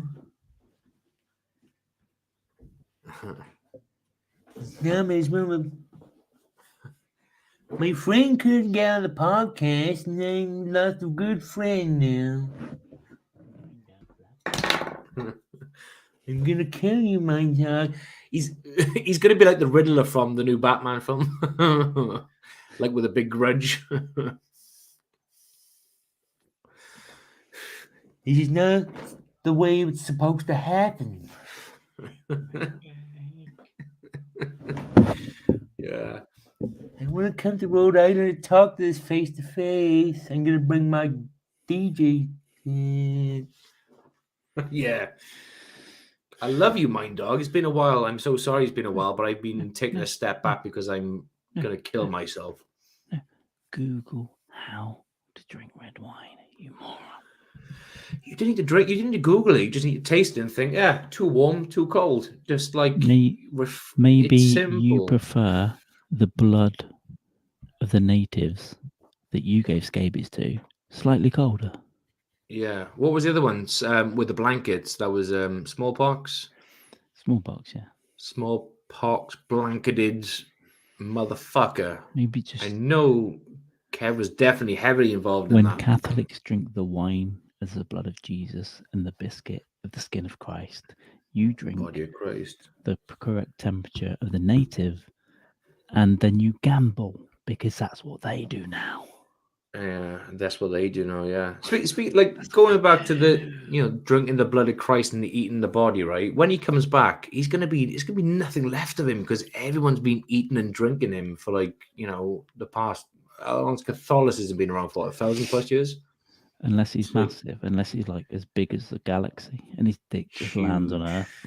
So he's just gonna have like the dinosaur gapes on his leg missing, and so he's huge, but he's got gapes of his leg missing where we've just been taking chunks of him all this time. His dick is just gonna land on Earth, and it's gonna wipe out the dinosaurs again. Cross the dinosaurs, yeah. I think that's. And this is a T-Rex. What if this journalist DJ skills? It's a T-Rex, and then they die because of the big dick, the big Jesus dick. Jesus cock. Yeah. But Jesus had a big circumcised dick, right? No foreskin on there, just fucking sliced off. So it was a big mushroom dick landed on the dinosaurs. Yes, he was. Jesus subscribed to the religion called Judaism. Yes. And he was an Arab. Yeah, and he was an Arab. And I find it funny because he went to the temple and threw a lot of money around. But I know what happened. He went back afterwards and grabbed the money. And he invested in New York, Twin Towers. He also liked prostitutes. Yeah. You like lepers? You like prostitutes? Yeah. Yeah, what are you doing on Facebook, weirdo? Yeah. Facebook is for pussies. It's pretty cool. It's pretty cool. If you want to take out an entire civilization of rightfully landowners, you should put diseases on their blankets. It was a hell of a good trick. I do it. If I needed to get in somewhere and I had a disease, and the only way to get in was give them the disease, I'd give it to them. I'd kill them all. Yeah. If only Scientology was around back then, and then they would have been better off. Yeah. Ha ha ha. You spelled ha ha ha wrong. Script by Brett Brock and approved by Can I please and seriously encourage all Americans to vote Republican at the next election? It's important we get rid of these weird Democrats that don't believe in the return of JFK. Please vote Republican. I mean it. I'll pay you all $100 each if you vote Republican. Yeah, God bless the Flat Earth Society, by the way. Yeah. Well, no, he liked hookers. He was a violent activist. He was basically Antifa, a Jewish Antifa. He was a terrorist. Right? He's like Che Guevara, right? He's a terrorist, you know? And I love it. Pushing market stalls over fucking hookers. Doing his thing, going against his father. You're not my real dad. What I said the other day is if he came back, wouldn't he be Hitler? Because he got betrayed by the Jews, right? So when he was being nailed at the cross, surely he would have gone, going to come back. Yeah. I'm going to You've got no idea what. Ruin you cunts. I'll be back, motherfuckers. Yeah. You know? Yeah, it's definitely plausible. I mean, you know, Hitler had a Catholic upbringing, and they're not fond of the Jews. So yeah, it's So by that logic, all Christians are Nazis. Yeah, a bit of irony there. I love it. It's good. Yeah, I think you're onto something. I definitely do. Yeah. Me too. They're $99. I'm gonna buy them. I'm gonna buy one. I mean it. I'm gonna buy one.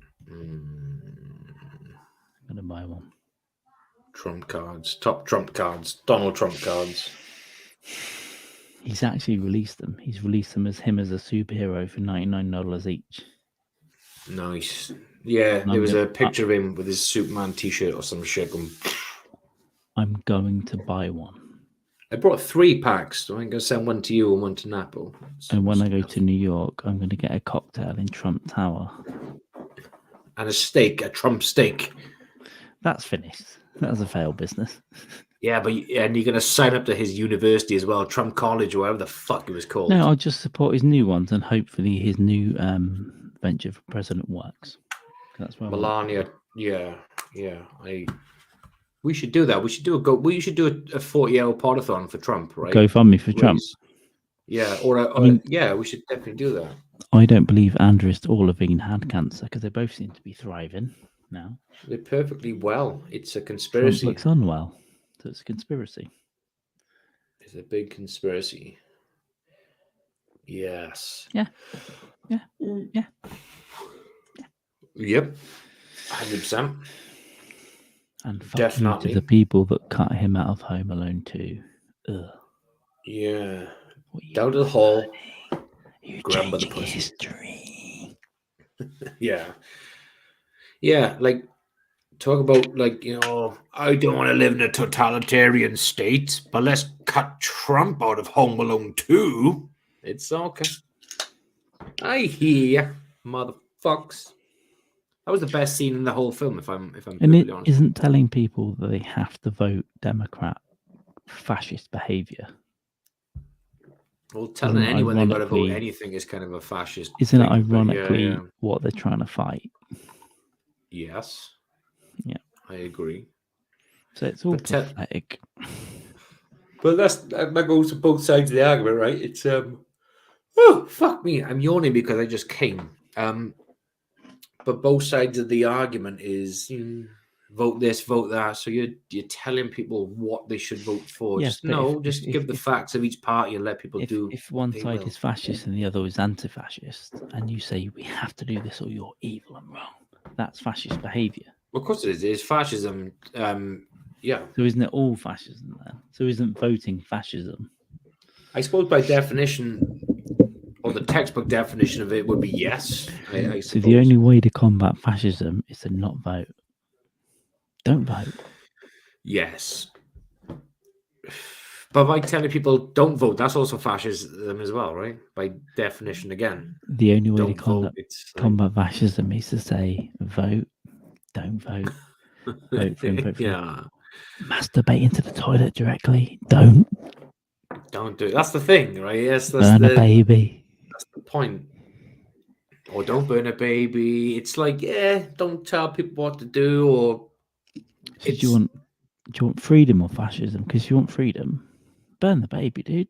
If you want, if you want to do it. Yeah, no one's saying you should. We're just saying if you as an individual decide to do so, it's like that's your right as a free thinking human being on this blue Earth planet. Just do it. I have a Spotify playlist for Michael Jackson, R. Kelly, and tonight I'm going to put one on for Kanye. Yes, Donda. I'm so sad because I really want to send my kids to one of his Donda academies, and now they don't have that option because of fascists who've said he is wrong. Also, Ari Shafir, who is a Jew, said you shouldn't really worry about what Kanye said. It's just words. Yeah, and also no one cares what Kanye says anyway because he's fucking nuts. Like he is on meds. He is like bipolar. Just leave him. Just whatever. Yeah. But I think if you do believe in what he says, you should have the right to believe in it and support him, and you shouldn't be judged. Yeah, I agree. Like Alex Jones. I haven't really got that much of a problem with Alex Jones. I think he made a mistake by attacking parents of dead kids, but I think he should have the right to say it didn't happen. Well, everyone's got the right to say anything they want, and there's no problem with that. But obviously, I think if you're wrong in saying something, then you have to expect, like when people say, "Oh, my free speech is under attack because I'm getting questioned on what I said." But yeah, if you say something that's ridiculous, like he did, then you got to expect some form of fucking blowback. I don't think by saying it didn't happen should be a punishable offence. I don't think you should spend $1 billion in fines for saying that. Well, he won't get fined that much. That'll get one on appeal, and he'll pay about 300 grand. It's not going to get. Yeah, no, it's illegal to fine someone that much in the state he was fined that much in. Is it really? Yes. So when they say he's going to lose all his money, no, he's not. He's just going to pay so much, and he's still earning millions per week anyway. Yeah. So this isn't a defense of him, but I think absolutely you should be able to say that didn't happen and not face any legal consequences, which he would have done. What he did, his mistake was attacking parents of dead kids. Yeah, that was fucking like completely across the line so fucking bad there. So that's a legal mistake. I don't believe people should be banned from platforms, and people should be banned from saying the thing publicly. And I don't believe that. But weirdly, Elon Musk does say that Jones should be banned. Elon Musk is not hiding back on the twatsphere, is he? So yeah. No, he said legitimately he won't let him back. What he did to upset the parents was wrong. I don't think you should be banned from saying publicly or even legally prosecuted from saying that didn't happen. You should be open to consequences from public debates, and you're mental.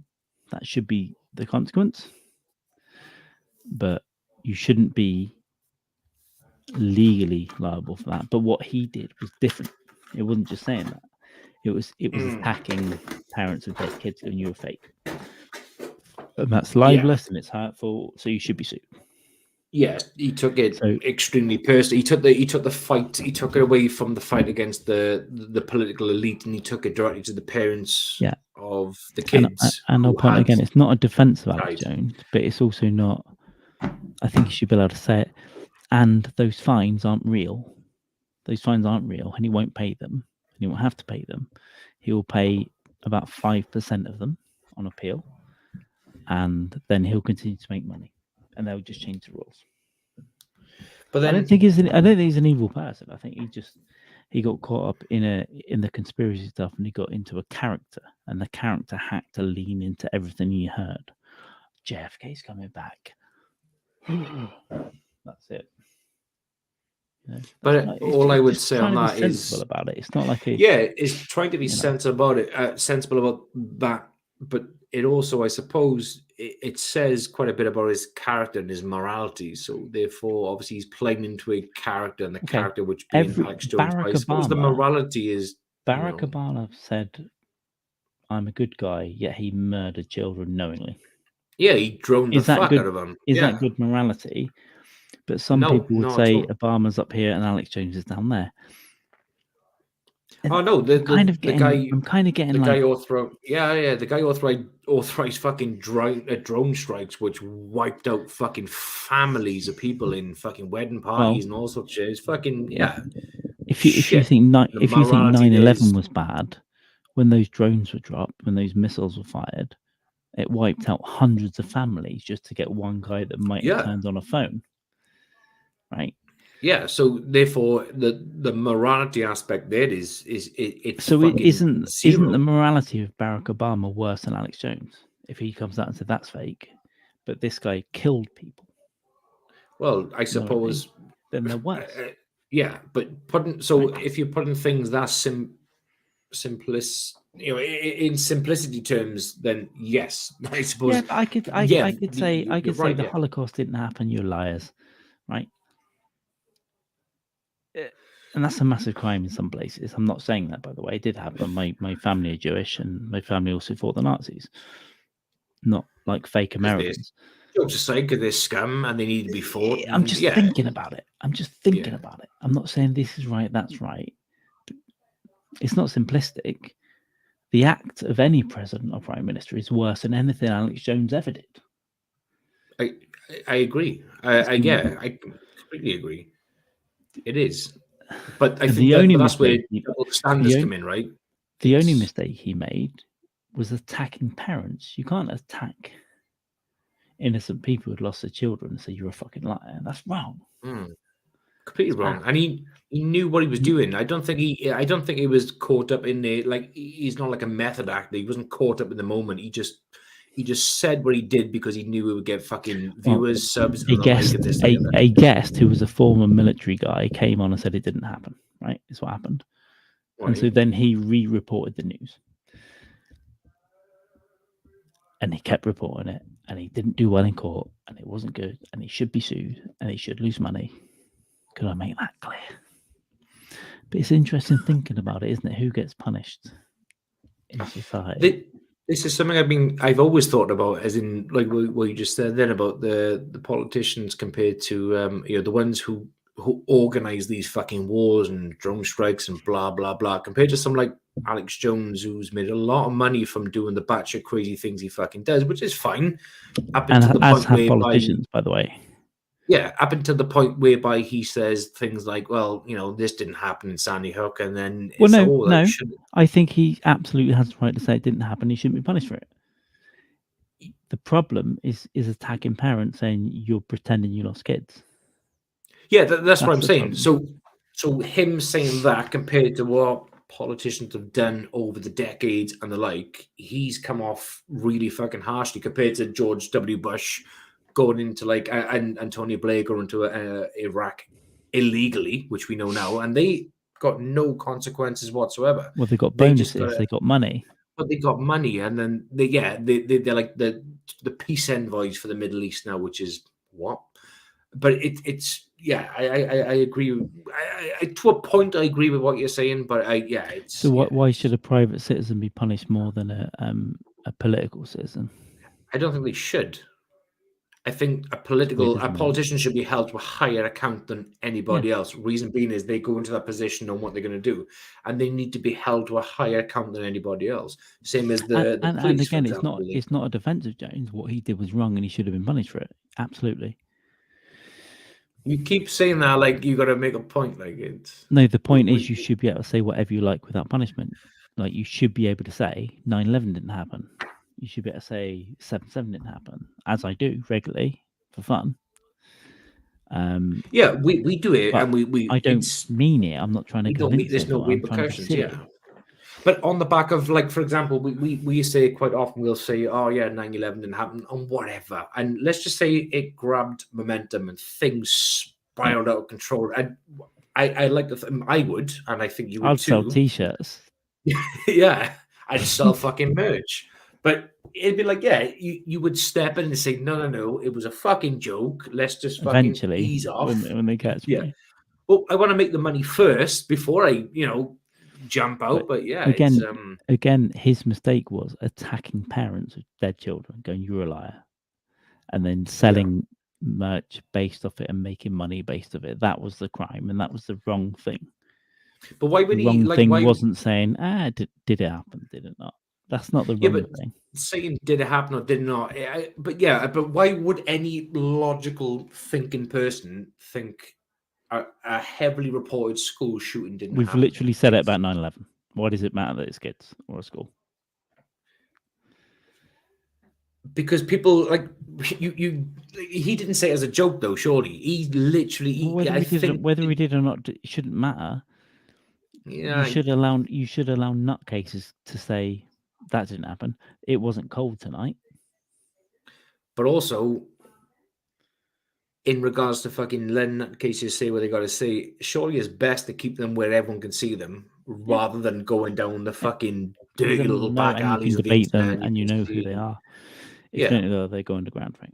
That was my thinking a while ago, which was let them say and do, and just keep a fucking close eye on them. Once they're in the public domain, everyone can fucking see them. Just let's catch up with some of this now, even though it's you are our business because we own you, and you're a colony. Shut the fuck up, get back in your house, and I'm coming down to check what's going on in March. Loser. King Charles will fucking come and take your head, you fucking peasant. Napo, absolutely. And I've tried to make it clear multiple times. The crime and the mistake was attacking parents and accusing kids of being fools. Absolutely.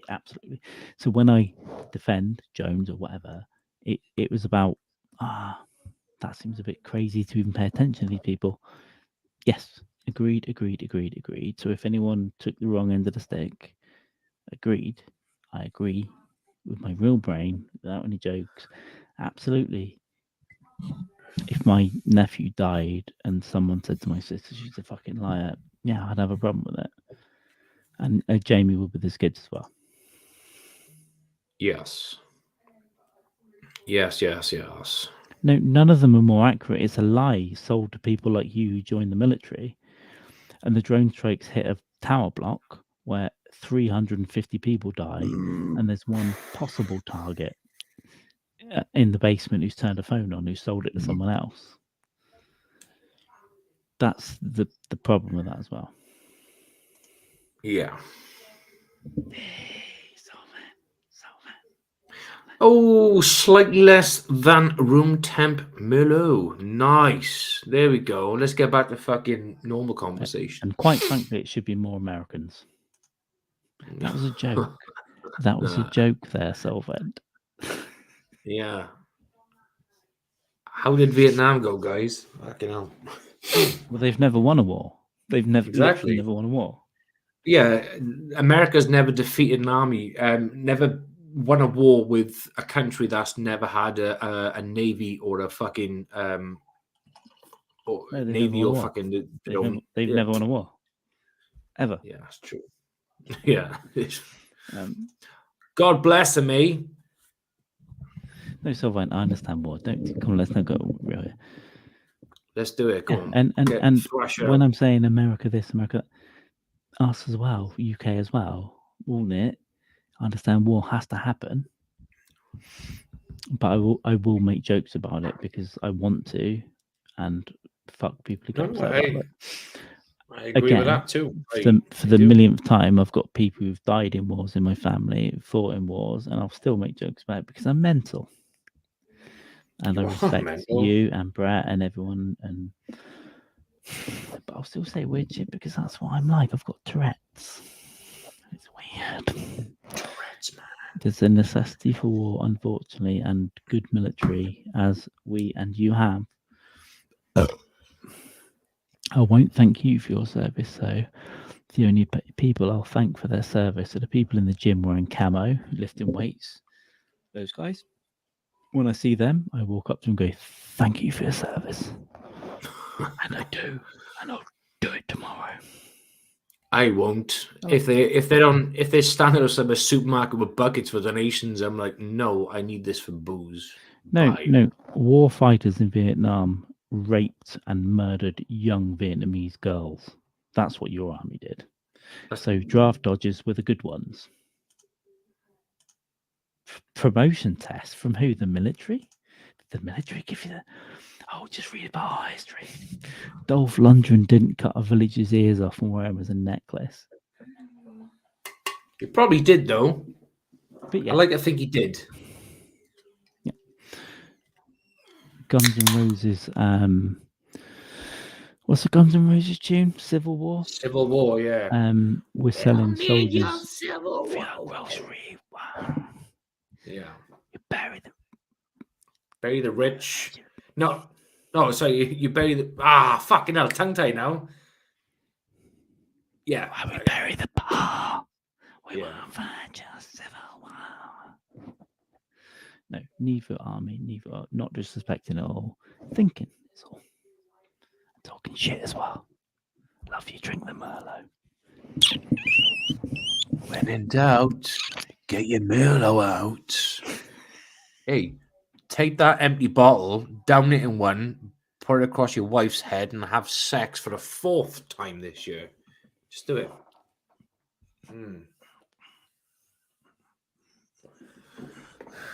Can you come on your podcast, please?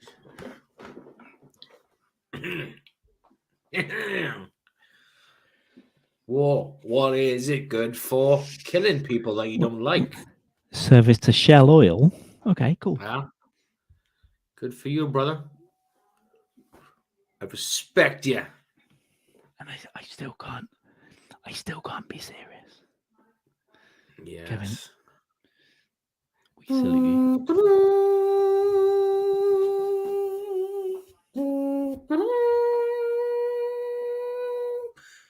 Ding ding ding ding ding ding ding ding ding ding ding ding ding ding ding ding. I salute you with these 2 fingers up your asshole. I'll check your prostate, mate. Kev, just jokes. Please no. I have full respect for what you've done, sir, and I hope you get your neck and back better. Don't let my personality get in the way. If your back gets better, I hope you lie to the doctor and say it's worse, so you keep getting your payments. Yeah, so he got his money. He lied to the doctors. Yeah. I can't get out of bed in the mornings. Yeah.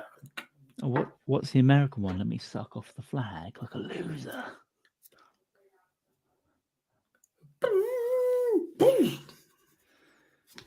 My dog salutes better than anyone when he's scratching his fucking head or his ass.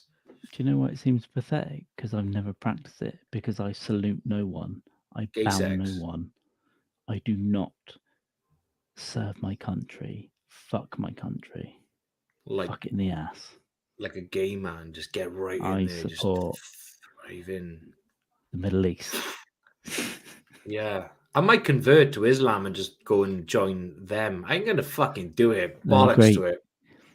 ISIS had a great media arm. I watched all their videos. The best beheading videos. I might even go and become a Russian citizen, I think. Just because, fuck it. Why not? They got Steven Seagal. They got Steven Seagal, man.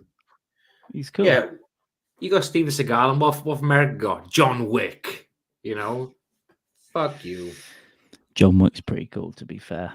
I do like John Wick. He's pretty cool. Yeah. Hard-ass motherfucker. Cool.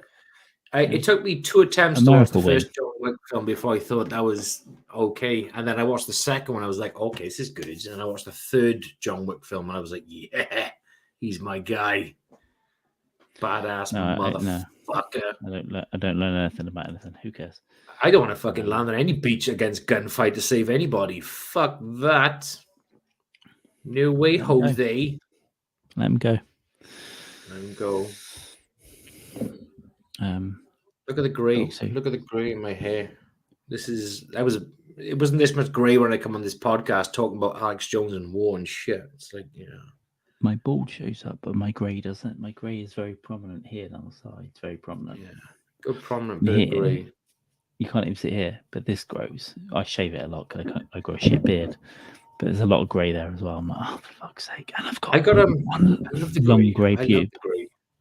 Yeah, it's always good to have a grey pube. I used to get accused when I was working in the office. I used to get accused of dyeing my hair because it was grey coming through, and they were like, "Oh, you haven't dyed your hair today." I was like, "I don't dye my hair anyway." They're like, "The grey's coming through." It's because I'm just fucking stressed with life, and I'm getting grey young. I don't dye my. I never have dyed my. I dyed it blue when I was younger and blonde and shit, but I've never dyed it black. I started going grey at like 25, I think, but it was like one hair. That was about the first time 2 hairs and 2 greys come through. Yeah, it's I'm going grey, and I love it. I think it's brilliant. I'm going to be a silver fox. I'm going to be a silver slob. That's what I'm going to be. But by the time it's ready for me to fight Mordor, I should have about 300 grey hairs and a beard and a hat. Good. We're going to go and fight Mordor. We're going to go and fight Manchester. We're going to go down to that fucking dodgy place in Manchester, half out on the road. We're going to go and fight them. Kevin. Moss side, is it? 15 minutes. Yeah. Finish work here, you absolute animal. You're a fucking savage of a man, Kev. You're a bad man. Hey, I just want to be on the podcast.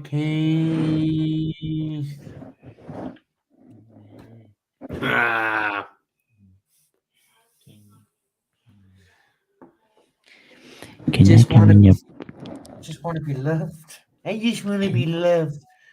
Can I come in your podcast? Please, maybe come on. Okay, please. Please. Can I come in your podcast? My best friend was going to be on your podcast, but you didn't let on the podcast. And it's all like, please. I just want to be on your podcast one more time. Please, please. I want to be on your podcast. This way.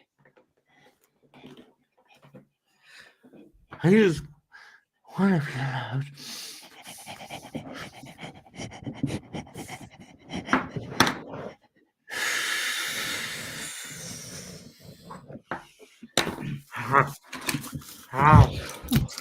I want a little podcast. Oh my God. I want to be on there right now. Cheers, guys. I'm going to be on your podcast. How did that work out? Good? Yeah. These are made up, Kev.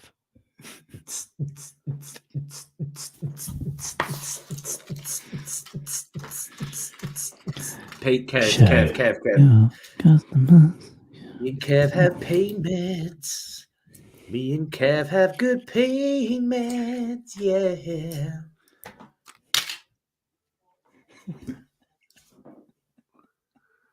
Hello, I see you on the podcast, and I want to come on your podcast because I can see you through an empty wine bottle, you know. Dykes Mann.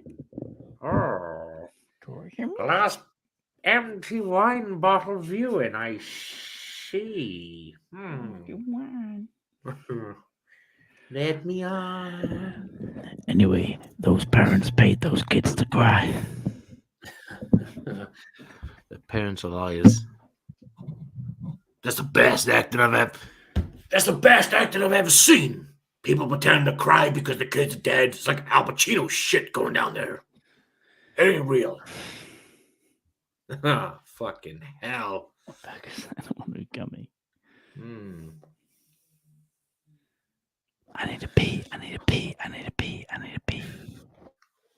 Go take a pee. Carl's gotta take a pee, and while he's taking a pee, you're gonna be stuck with me. Let's talk about things that rhyme with E. Egg. I don't know. I got nothing else. Orange. Blorange. Carl's going to empty his fucking bladder. His prostate is like fucking building up like a Build-A-Bear factory. Stuff that shit in the fucking fabric and get that popping up, baby. Where we too? Hi, people. Glasses on because they can't see shit. I'm drinking. No, Kev. It's a fucking sin, man. What? I've done it before. I have done it a few times though, where I've like literally all the wine glasses have been smashed, and I've been like, I've had wine in coffee glasses once or twice. But I started to drink wine out of a tumbler because we ran out of glasses again because they got smashed easy, and I'm drinking them through a tumbler for weeks, and it was fucking beautiful. Just enjoy that shit. About the kings of drugs. Oh, shall I crush up one of these and snort it and be all fucking proper for the foreseeable of the podcast? We'll see how that fucking happens. That's what a man. We do our thing. We do what we can. I've broken stems of wine glasses. I'm too. Yeah, no, it stems of wine glasses are fucking all, and that's why I with like a tumbler glass, it's just perfect because you haven't got to pick. Like the reason for the stem of the wine glass, you probably know this. I don't know if you do, but it's so you don't conduct heat into the wine when you're drinking it. That's all it's for. It's just for that reason. So your body temperature doesn't have any influence on the temp of the wine, and that's why you got the stems for. It's as simple as that. But when I was drinking wine through tumblers, it's just so fucking easier. It's just like drinking from a cocktail glass. It's fucking perfection, baby. But this does help regulate the temperature of the wine. Yeah. Oh, there he is, baby. Should I do it? Shall I do it, Carl? Carl's on mute. Should we do an handrest and snot? Go on, let's do one. Handrest isn't cool. Stanhope isn't cool. They're going to die. Should we check? No one's coming. Jamie, I disapprove. Give it 5. Might do one. I might do one. Who knows? Good meds, baby. Good meds. Yeah. Snore than snore for a while. Well, I'm overdue a snore on a podcast. It's well over fucking due, right? It's yeah. This is if he has an aneurysm, it's nothing to do with me. Yeah, it's I'm like Captain Tom. I'll take his money and I'll run. I wouldn't snort 2. That's fucking wild. I snorted once before. She's not coming. I snorted once, and I was working. And I just snorted one pink and I crushed that fucking thing up. And fucking Jesus Christ, it was horrible. It was great, but it was also horrible at the same time. I got to say it quiet because I don't want it to come in.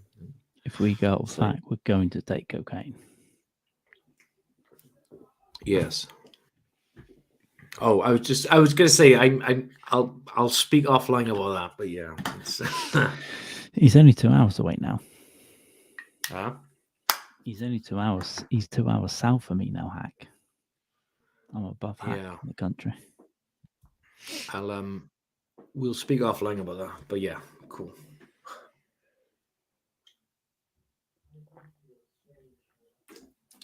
Andy Baker should come on as well while we're in Manchester. Well, maybe we can get him to come up because that's cool. He said when I was going back and forth, he said stop in Nottingham, but I've been up and down 3 times in December. Now it's just Christmas, so there's no room. But maybe January, if you come up, we could get him up. Jan should be fine.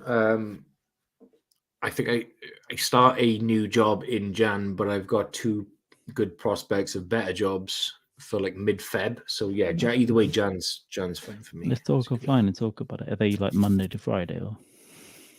Yeah, Monday to Friday. Your standard ship, much better pay than the one I've actually accepted. But I'm like, yeah. Because actually, when we realised Manchester's actually more north than you think, I think it's like 5 hours to get here. For you. Yeah, but 5. Yeah, one of the you'd have to have an afternoon and get up here for the evening. No, it's fine. Yeah, I've run it past the boss, and she's like, "Yeah, go for it. I was like, okay, I'll do that. Because she knows I'm in charge, and she knows I tell her how to clean a house. yeah. I'm in charge, Biash. Hey, Keely, you missed a bit. You missed a bit. Don't you? Fuck. You know. If he ever did. Fucking hell. No, again, though, I was worried about her. I was like, Keely, sit down. You've been worrying about everyone. Sit down, have a glass of wine. It's your party. No. Don't you fucking tell me the fucking... Oh, yeah. She gets like that with everyone after the fucking, if she's stressed, she fucking ripped my father that night. I was like, I'll clean chill, up. bitch. You sit down. I wouldn't have cleaned up. Yeah. I'll just sat there getting drunk. I'm laughing at her, yeah. No, she does get fucking high rate about the house. We did have a hug on the way out, though. We made up, I think. Oh yeah, no, you had a little fucking hug and a smooch. It's fine. She got no aggression to anyone, but she gets like really when it comes to the house and the way it is, she gets very fucking defensive. She thinks people think the house is dirty. Like we have a party, things get fucking messy, bitch. It's like it was the cleanest house in the world. I was just saying, instead of looking after everyone else, look after yourself for 5 minutes. Sit down. Yeah, and she can't take that criticism because she thought the house was too untidy for people to see. She was like, "Fuck, I gotta get this shit cleaned up." That's just fucking her. She's like, "Fucking." I get it. I understand what's going on. She doesn't hit me. She doesn't hit me at all. Next time I come down, we'll kill her.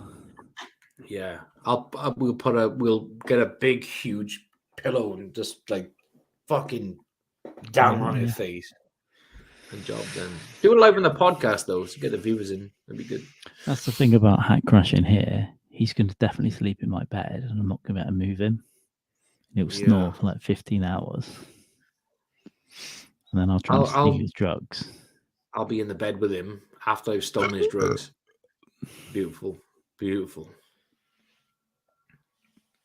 Get in the bed with you'll keep you warm though, right? His body gelatin will keep you warm. His body gelatin will keep you nice and warm, and I'll be sandwiched between the two of you, and I'll be I'll be cocooned between two beautiful specimens of man, and like, oh, it's nice. In the way that Alex Jones questions the parents of the Sandy Hook kids, I question if Hack can actually cook. So, is he another fat guy that cooks, or is he just a fat guy? You should be banned off all social media for that comment, to be honest with you, Carl. I think it's disgraceful, and you should pay £1 billion compensation to his family. I warmed up a carrot in an air fryer. Next episode. Down it goes, baby. I love that Henry Phillips, when he was talking to us about the shepherd's pie he made, he said, "Yeah, overcooked the lamb, potatoes are fucked." It's like that's the main 2 ingredients you need. Yeah. I think between the two of us, with a fair bit of momentum, I think it could be 12 to 15 feet, I reckon. I think I could get a trainer hit Dean so hard it'd look normal. Oh fucking hell! Wow, that's not possible. What do you want now? Gloves off? Do you want a review of books? Do you want a review of a DJ? I'll give it to you. Nothing. Well, there's we're nothing. Gonna be here. I tend to be really reserved on certain topics. I had no idea why. But now, you know what? You want some, bitch? Okay. There we go. You demand to be on my podcast? Why? You've got no personality. None. Which one are we talking every about? conversation we've had. You've got a big forehead. You're ugly. Probably can't DJ. Oh. Don't ever sit there and call me a mind dog shill when I've personally fallen out with Matt Napo multiple times in the last 9 months. He and I know it. But we make up like men. We don't sit in chat rooms being bitches about people or tweeting like bitches. Yeah. We'll make up. You make up, bitch. Don't call me a shill and then demand to come on my podcast, you fucking loser. I've never had the opportunity to fall out with my dog in the way that you have over the last year or so. It's been brilliant. The next thing I want to say is, if I wasn't on YouTube, I'd threaten to commit a crime. I'll kill you. That's a joke.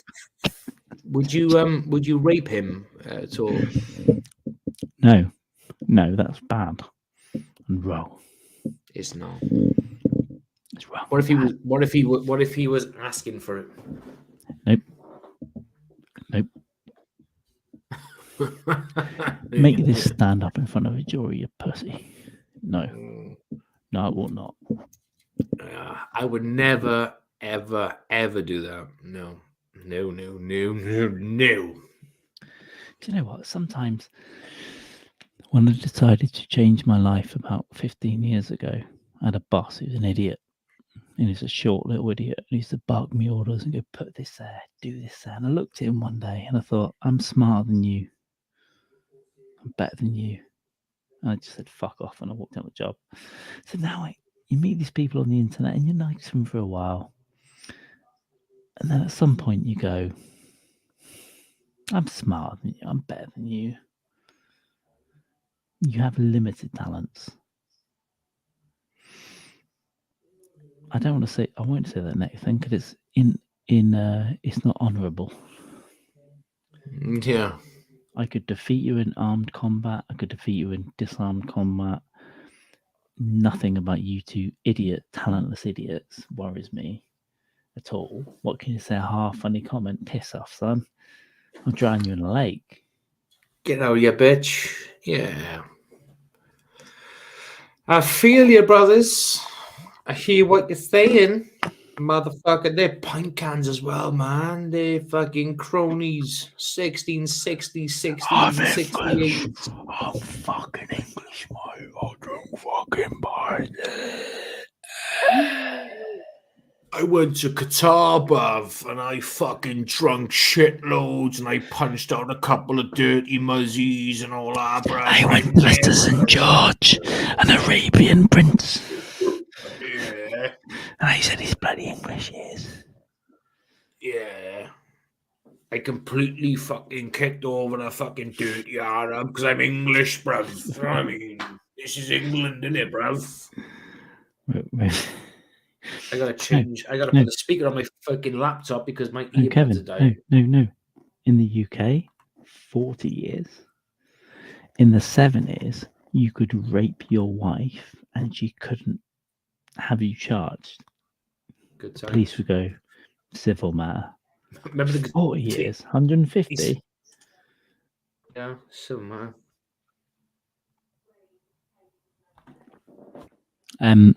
Saturday, drinkathon, post drinks. Everyone's welcome on. Yeah, very lucky to beat Morocco. Morocco were good. I will be supporting Argentina. Fuck France. 1, because France knocked England out. 2, because Lionel Messi is the finest footballer in the planet. I've seen him play live. I've seen Ronaldo play live, to be fair, as well. But I love Messi so much. And Messi. They gave him growth hormones to play professional football because they knew he was so good at 10 years old, and now he's about to retire. And this is probably maybe his last game Sunday. So I'll be supporting Argentina. Plus, we've already defeated them in the war in the last 40 years. Yeah, football talk now. This is boring. I fucking don't watch it. It's yeah. It's the best sport in the world, but if you like don't say rugby, because literally, as I've said, when Keely's in the room, a field likes rugby, and she goes, "What do you say about my fucking country, Carl?" And I was like, "Nothing." I said, "Well, she's got like 2 cities. It's one really. It's Cardiff. Swansea's a fake city. Newport, what is it? Pikeys. What did you fucking say about fucking Wales? I fucking tell you what about fucking Wales." Yeah. It's about right. It's about right. That was the birthday thing with Andrus in the summer. Like 9 hours in, I just made a quick joke. It's like, "Fuck you! I'll kill you." Joking. I'll fucking stab you. You can. Yeah. Oh, she's a feisty cunt. Fair play. No, I respect her though. I respect her. That's why I like going out drinking with her, because I haven't got to worry about anyone beating me up. I just like, yeah, there you you go. got to get it back. Stab him, love, with your fucking nail file. He got my beard. Ooh.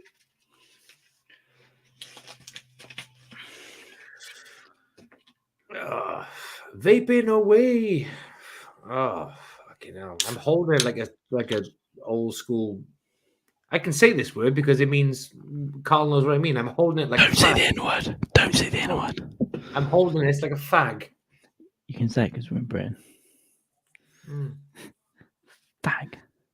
Because what do we call cigarettes in the UK? Fags. I'm blowing a fag right now. That's not me. That's Kevin. Yeah. All right, Kev. Hey, Kev, do me a favor. Reach down. Grab your balls. Have a sniff. If it smells cheesy, go and jump off a bridge. But again, just quickly, in a league thing, Kevin, yes, bastard.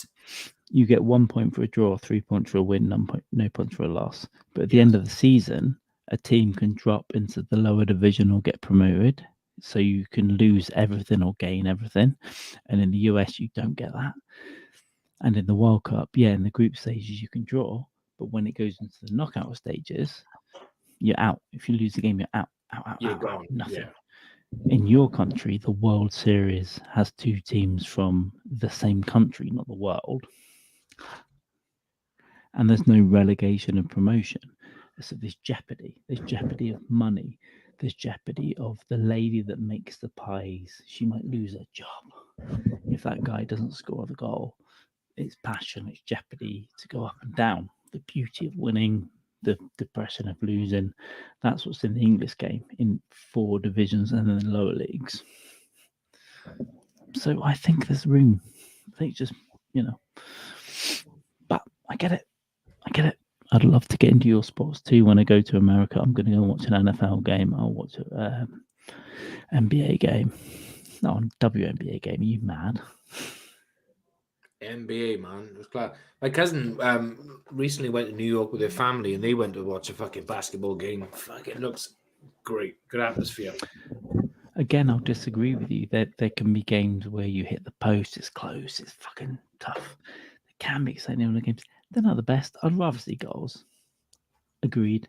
Rather see goals. But there can be well thought out draws. Unfortunately, as they are. Yeah, but a near miss is exciting, right? It's like penalty shootouts. Like when I watch fucking football, penalty shootouts are fucking like intense. That's fucking hard going. Well, actually, your soccer is getting better, and your team did very well in the World Cup. There's a couple of your players I would like in my team, like Weston McKennie. We might try and buy him in January. US soccer was a girl sport 20 years ago, and I think gradually it's growing.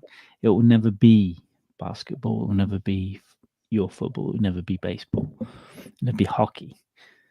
But it's growing. And if you play it for 10 minutes, you know it's difficult. I played it up until March this year. 10 minutes, I'm puffing and huffing. Isn't it endurance test, man? Even like 5-a-side, like what we do over here is like 5-a-side football for like 30 minutes. It is an endurance test. It's fucking hard going. And I've always loved playing it. And yeah, you're right. I culturally grew up with it as a child. So it's in my heart in the same way that football or baseball, whatever it might be for you. And it can look weird from the outside. Like NFL looks weird for me from the outside, but I want to enjoy it. And my team has paid millions and millions and millions of pounds every year to have 8 NFL games a year in the stadium. We have an NFL pitch. They're exhibition games. But I'll go and see them. I'll go and watch them. But I get what it was in your country. In our country, it's the main sport. Not Wales, I guess, is rugby, but on the whole, in the UK and in England especially, football is the sport. You've got watching it, you've got fucking crying about it. No, I think football definitely outweighs rugby in Wales, even definitely.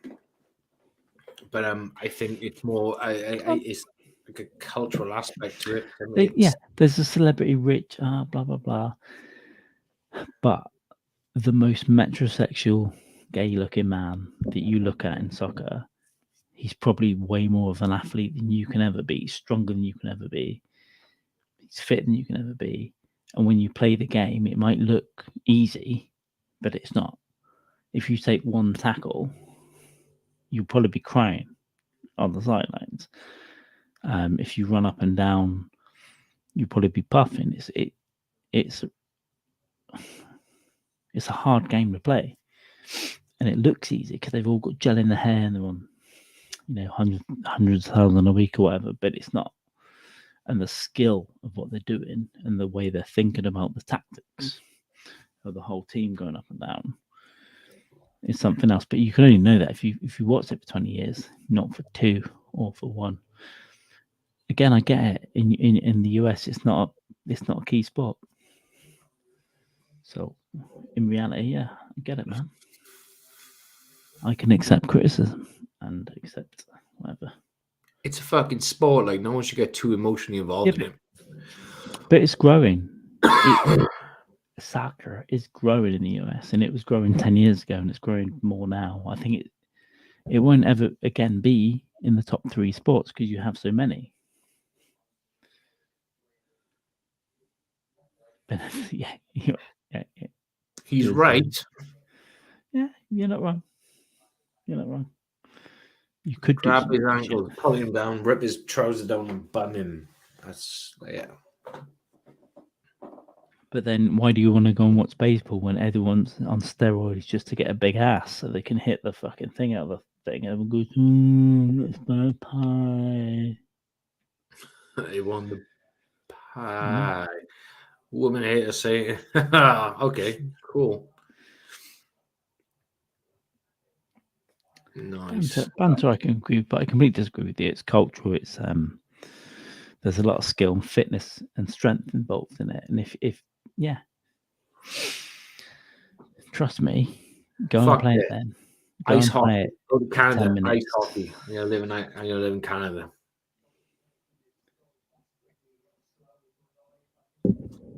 Because if you're on my pitch, Kevin, you're talking shit. Big as you are, I'll kick you over the fence. Because I know kick to the left, right in your asshole. It's difficult. Hitting the ball's difficult. Running's difficult. Sprinting, jumping, everything. It's a crazy workout. Well, you without a fucking headgear on, you jump up and headbutt a fucking leather ball that's flying. So it's gonna have an impact. It's gonna. And now they're showing in research it causes CTE, like boxing or water skiing. Early onset Alzheimer's, all sorts. People have got fucking brain damage. Yeah. I've been knocked unconscious. I've knocked people unconscious in football.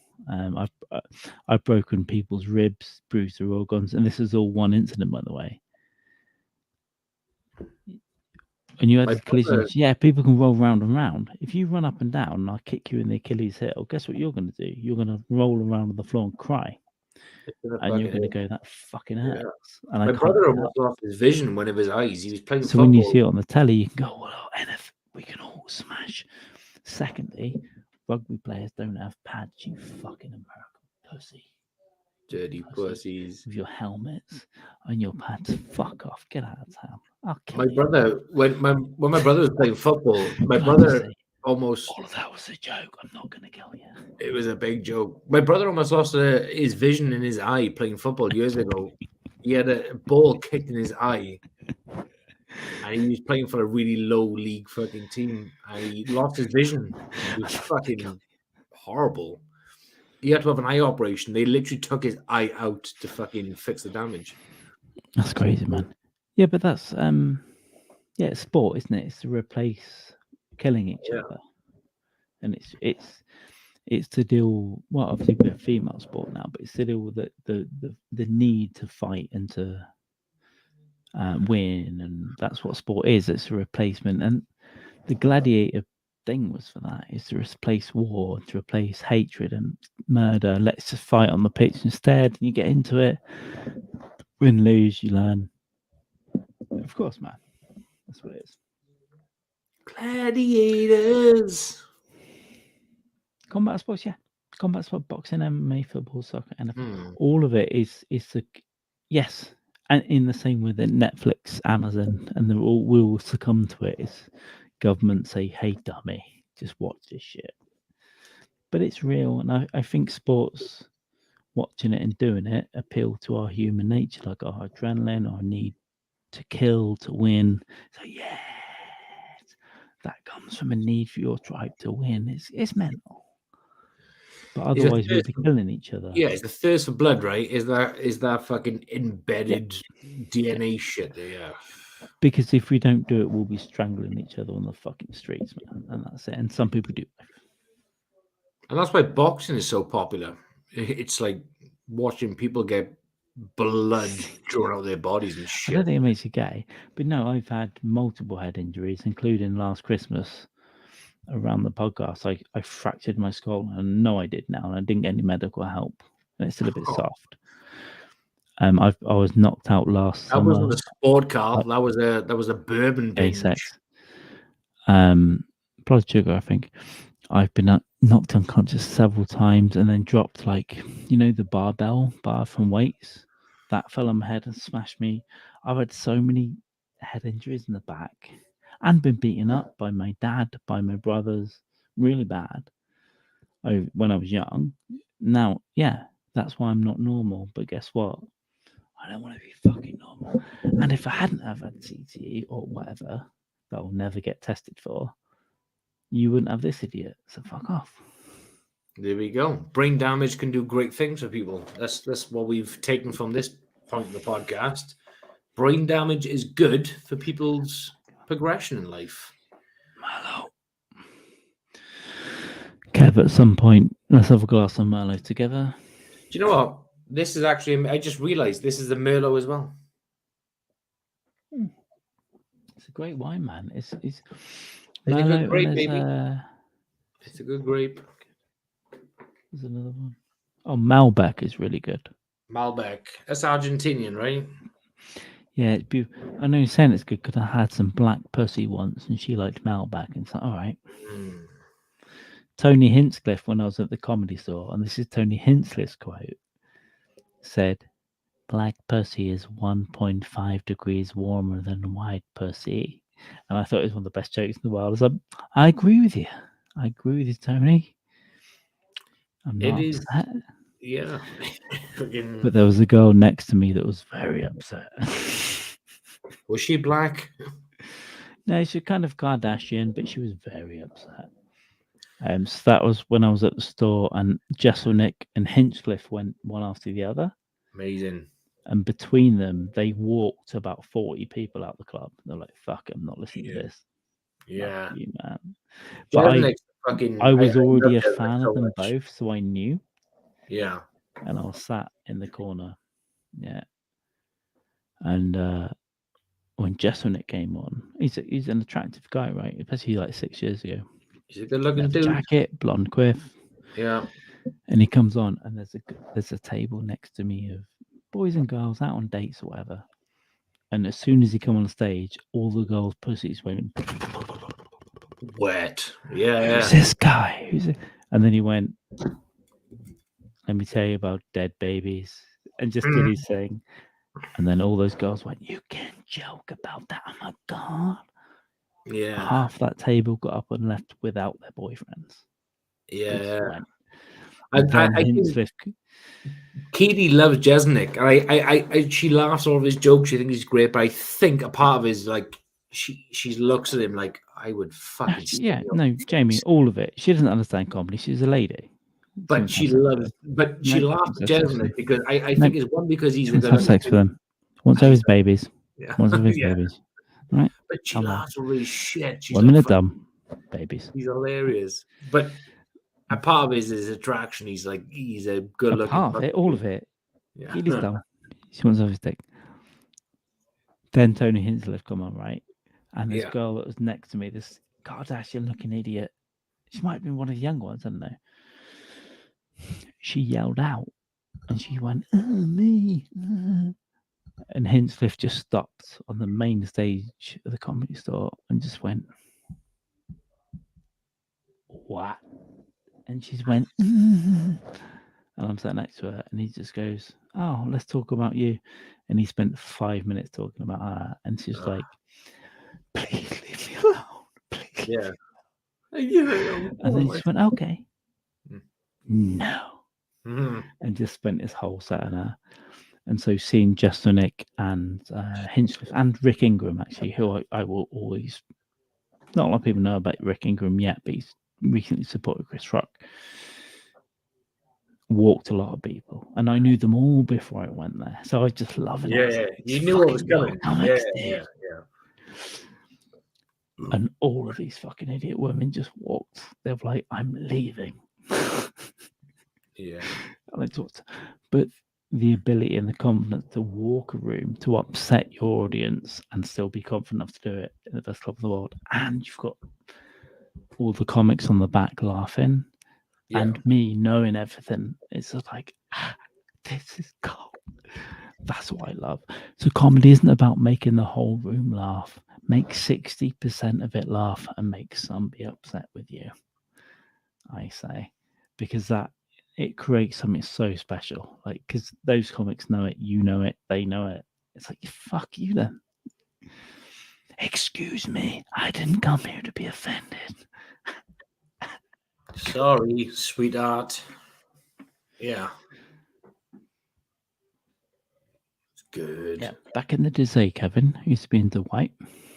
I like a bit of Chardonnay. It's a bit dry, but I like Chardonnay. I prefer Chardonnay to Pinot Grigio, but you know, there we are. He's skinny, and I met him. I basically broke into the comedy store the first night because there was no security. There was nothing. I just literally walked up the steps, opened the curtain, he was on stage. So went back round to the OR. They let me in. Blah blah blah. And I was amazed for being there. But he was very funny in the moment, and yeah, he's a skinny little guy out in the patio bar where all the comics hang out. I couldn't get Wi-Fi, didn't have a SIM card. I was trying to get a yellow card, which fucked me. I threatened to kill him. It's that whole deal. But Hinchcliffe come round down off the belly room that night and was like, "Who's that guy over there on the phone?" And it was me, just like, I just wanted an Uber. Like, "Who is he? How is he doing?" Yeah. I was like, "I'm getting a fucking Uber." But I met him in London, actually. There's a photo of me and Hinchcliffe in London. I look so sweaty and disgusting. Black and white. I put it on black and white online because I look so bad. But I met him and Jeremiah Watkins in London at a thing at UCL. So he's cool, really nice guy. Really small though. Yeah, really tiny. Yeah, he's a skinny guy. I remember him on a Rogan podcast once. He was talking about beefing up, and Rogan was like, "Yeah, I'll fucking." Yeah, but that's because you're a homophobe, Kevin. You want to feel manly. Yeah. I saw Kill Tony live as well, and that way funnier than a lot of things make it appear in person. Very funny and very humble as well. Has a lot of arrogance. So when he went to move to Texas, he wears a cowboy hat and a cowboy suit. He's like, "I'm in Texas now, I'm very chill and that." He's just playing into it. Yeah. I got guns. But he's very funny, and he was actually real nice. And when I met him in person, he's like, I shook his hand and we hung out, took a photo, and I look like a rapist. Shall I try and find it? Touch his dick. Yeah, so I'll try and find it. Me and Hinchcliffe. I'm out of booze. I'm gonna go and get a. Should I get a beer? Have we got time for a beer? Yeah. Piss and a beer.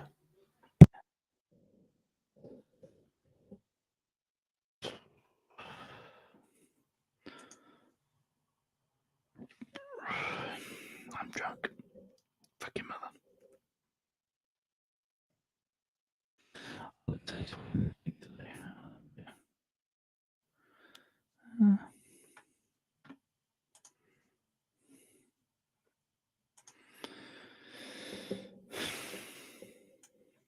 But actually, Kevin, actually a really nice guy, and a way he plays up to it a lot, and he's lent into it a lot.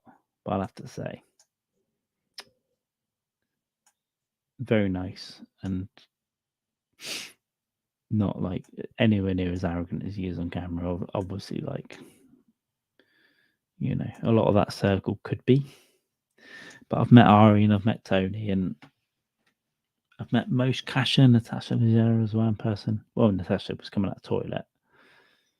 But all three of those guys are really, really nice. But if I try and find this photo, it's so funny. I look so sweaty. And I remember thinking, oh, it looks so bad. Let's make it black and white. There it is. I found it. Who wants to see the rapist? Ian Hinscliffe.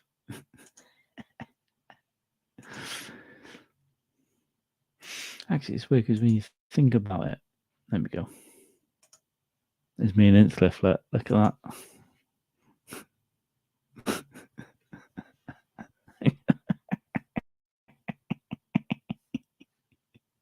At a comedy club. It's so bad. It's so bad. Yeah. Okay. Yeah. Oh. Yeah, you feel you could, though. You always need to feel you can. Andy Dick got killed. The thing is, I knew Andy Dick was the rapist for 7 years. And then my dog, like a year ago, goes, oh, someone sucker punched Andy Dick in a queue. Well, that's bad. I was like, no. He's been sexually assaulting people for 10 years plus. Most people that he did it to, though, knew. Earl Skakel's a dude, by the way. If you follow Earl Skakel on Twitter, he's a comedy store legend, and he doesn't take no shit. And he did, I think he collapsed Andy Dick down in a pile at one point. But that's been well known for a long time that he was doing that, which, you know, Bobby Lee had him on his podcast, and it's like, you're going to calm down. He's like, yeah, but he's got 10 mates there. They're all on meth. So Dick, you know, it's unfortunate. I think he's an addict. It's not, you get some people who he's not evil or nasty. He's an addict, you know, and drink and drugs. And when it gets you, like it will with Dykes, you end up doing the same weird shit. It isn't you. And I think that over time, if you lean into it, it becomes you, which is why I've cut down, you know, yesterday. 15 years ago, Gavin. Right fucking now.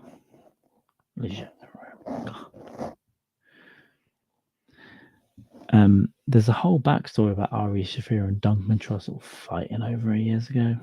Fucking hell. She's fucked everyone, by the way. Everyone. And in more recent years, actually, settled down, they've had a kid. And they did a special called the Honeymoon Special, which is actually quite interesting, where they both do half and then they go up and answer a thing. But I saw it live, and that's where I met him. That's where I met Moshe, anyway. But I bet 1500 Natasha was decently hot. Who is Natasha? Was she when was she 15? Who are we talking about? Natasha Leggero, very sexy. 15. This is wild. I don't want to Google that. Her and her husband had a Netflix special called Honeymooners or something, where they both did half and then went up at the end and did Q&A. And she had fucked like Ari Shaffir and Trussell back in the day and all this. Good girl. But I saw it live in Soho at the last minute when my ass was bleeding one night, and so good live. It made me such an appreciation for her and him, actually, two comics. So I met Moshe after, but she was coming out of a toilet after recently having a shit, which I think I said the other day on a stream. She was coming out of a toilet. She just had a shit, and I was like, I was gonna say good show, but it felt weird. Like a lady just had a shit. I was like, I'll leave it there, dude. Have a good night. I want to go and smell that fucking shit. Yeah, I got to go back, you know, where they were, but the set was really good. Very impressive. She was so funny, and they're like a husband and wife. And when he was up doing his stuff, she was at the back behind me yelling, "You fucking liar, fuck you!" And then she went down and did her half, and then they went up together. she's like a 25-year comic though, and we all of us in here, 15 years ago, Kevin. Now, she's nice. Oh, 15 years ago. Sorry, I thought I said a 15-year-old. Sorry, I get Yeah, but no. Completely misread that. Okay. Yeah, but as comedians and like humans go, not bad. Not bad. She looks like Claudia Wilkerman, who presents fucking Strictly Come Dancing kind of thing. Yeah, that's okay. It's all right. Yeah, but just saying, for like 45 or whatever, very attractive lady. For 45, I agree. I agrees.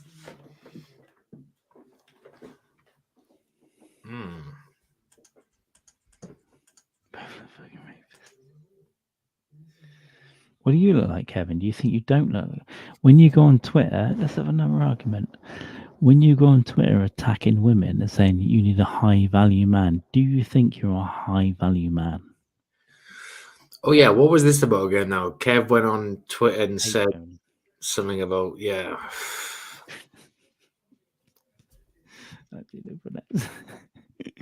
don't know. Anyway, no.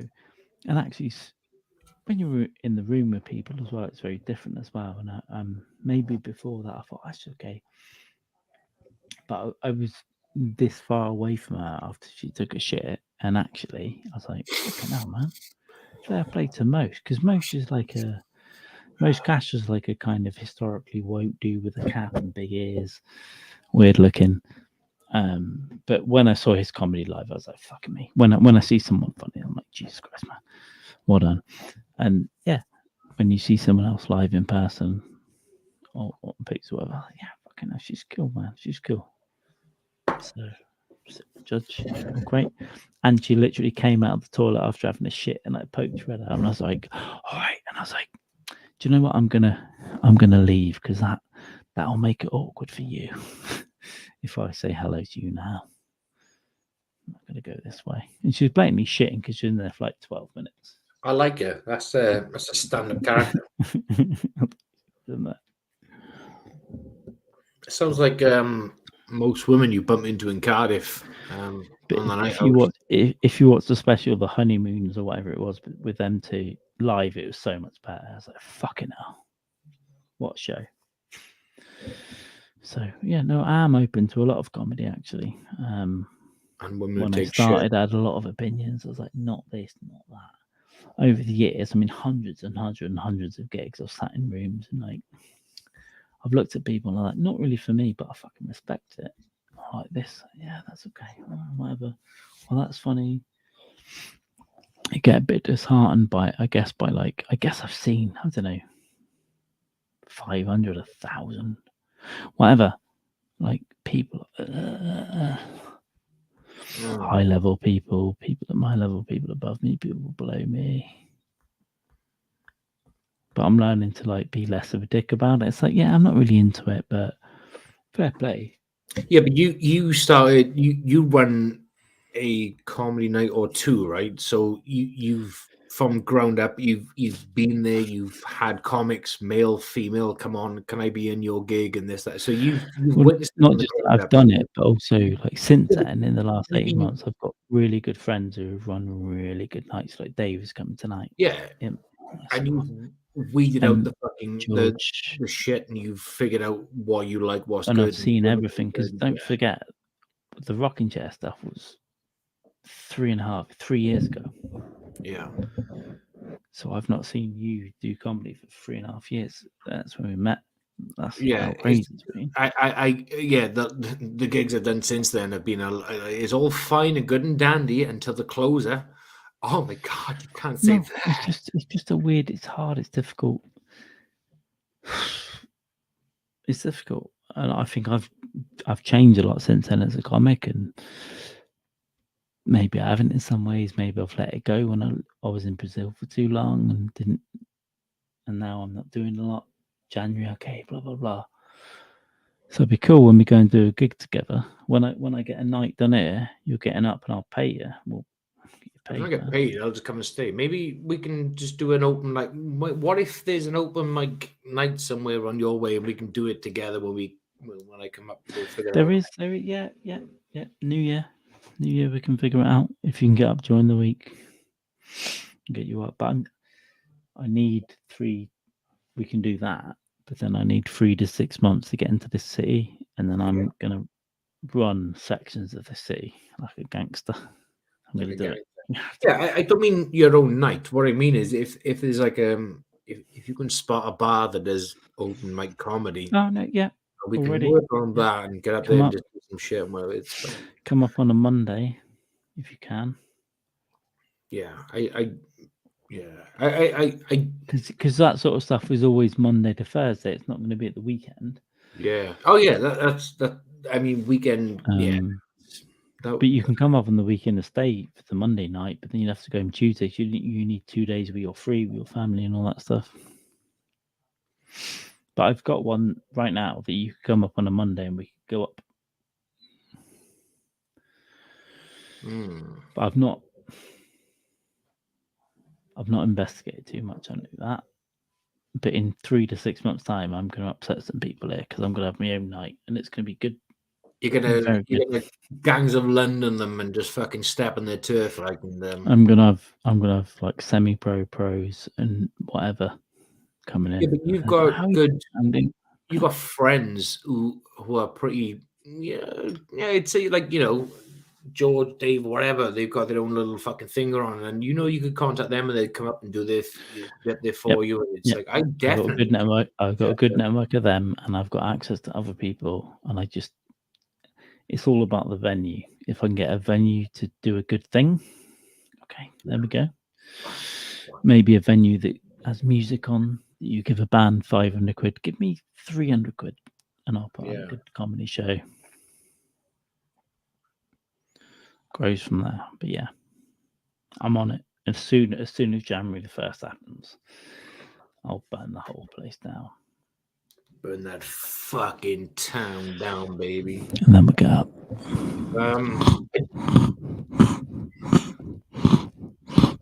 Oink, oink, oink. But I do think, like, I know this has been discussed multiple times, and I know it's been put on the back burner, but it's not been dismissed. But a live in-person podcast with a live audience is something I really want to do at some point. It'd be fucking great. Yeah. All of it, man. All of it. So if I get like half a day before you come up, yeah, it's all. These fucks don't believe me. It'll happen. Throw down for last rights, like a little table. Yeah, I'm fucking freaky as fuck.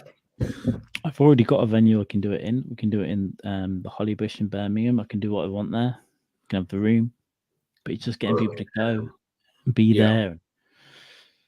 You figure it out. If I can get a place in a good city centre, then we'll do a live last rights, a live we'll get. It'd be good if we get like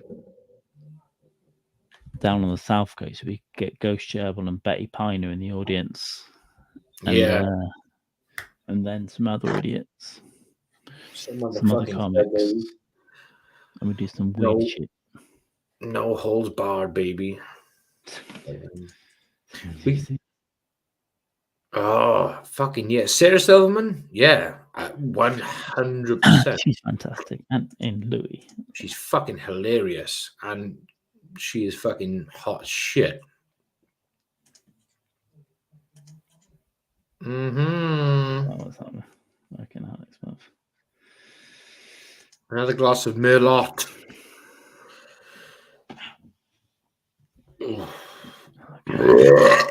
I just opened a beer. Another Stella Artois. Stella Artois. Sponsors of Dykes Mann. You like of Dykes Mann? You should like Stella Artois. So my guest, Dave Flynn, will arrive here between 11 and 11:30. Good for you. But I've got one more beer and then 2 more beers.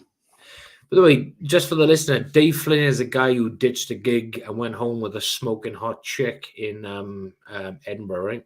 I don't know how public that is, but yeah. No, he didn't ditch a gig. He went home with someone in the front line. Potato, tomato. It's like, yeah, whatever. But that's how cool this guy is. The first time I saw Dave Flynn was when he walked up one of Carl's gigs, and he walked in like an English nationalistic individual, because he just was literally black jacket, black jeans, black boots, black t-shirt, mustache, done his thing, and fucked off to the next train home. I was like, yeah, that's cool. He's done 175 gigs in a year. Wow, wild as fuck. He's up and down. It's all he does. Comedy. And it was him. I went for a pint with him in Brewdog in Edinburgh, and he went, I was like, should I move to Bristol, Portsmouth? He looked at me and went, go to Manchester.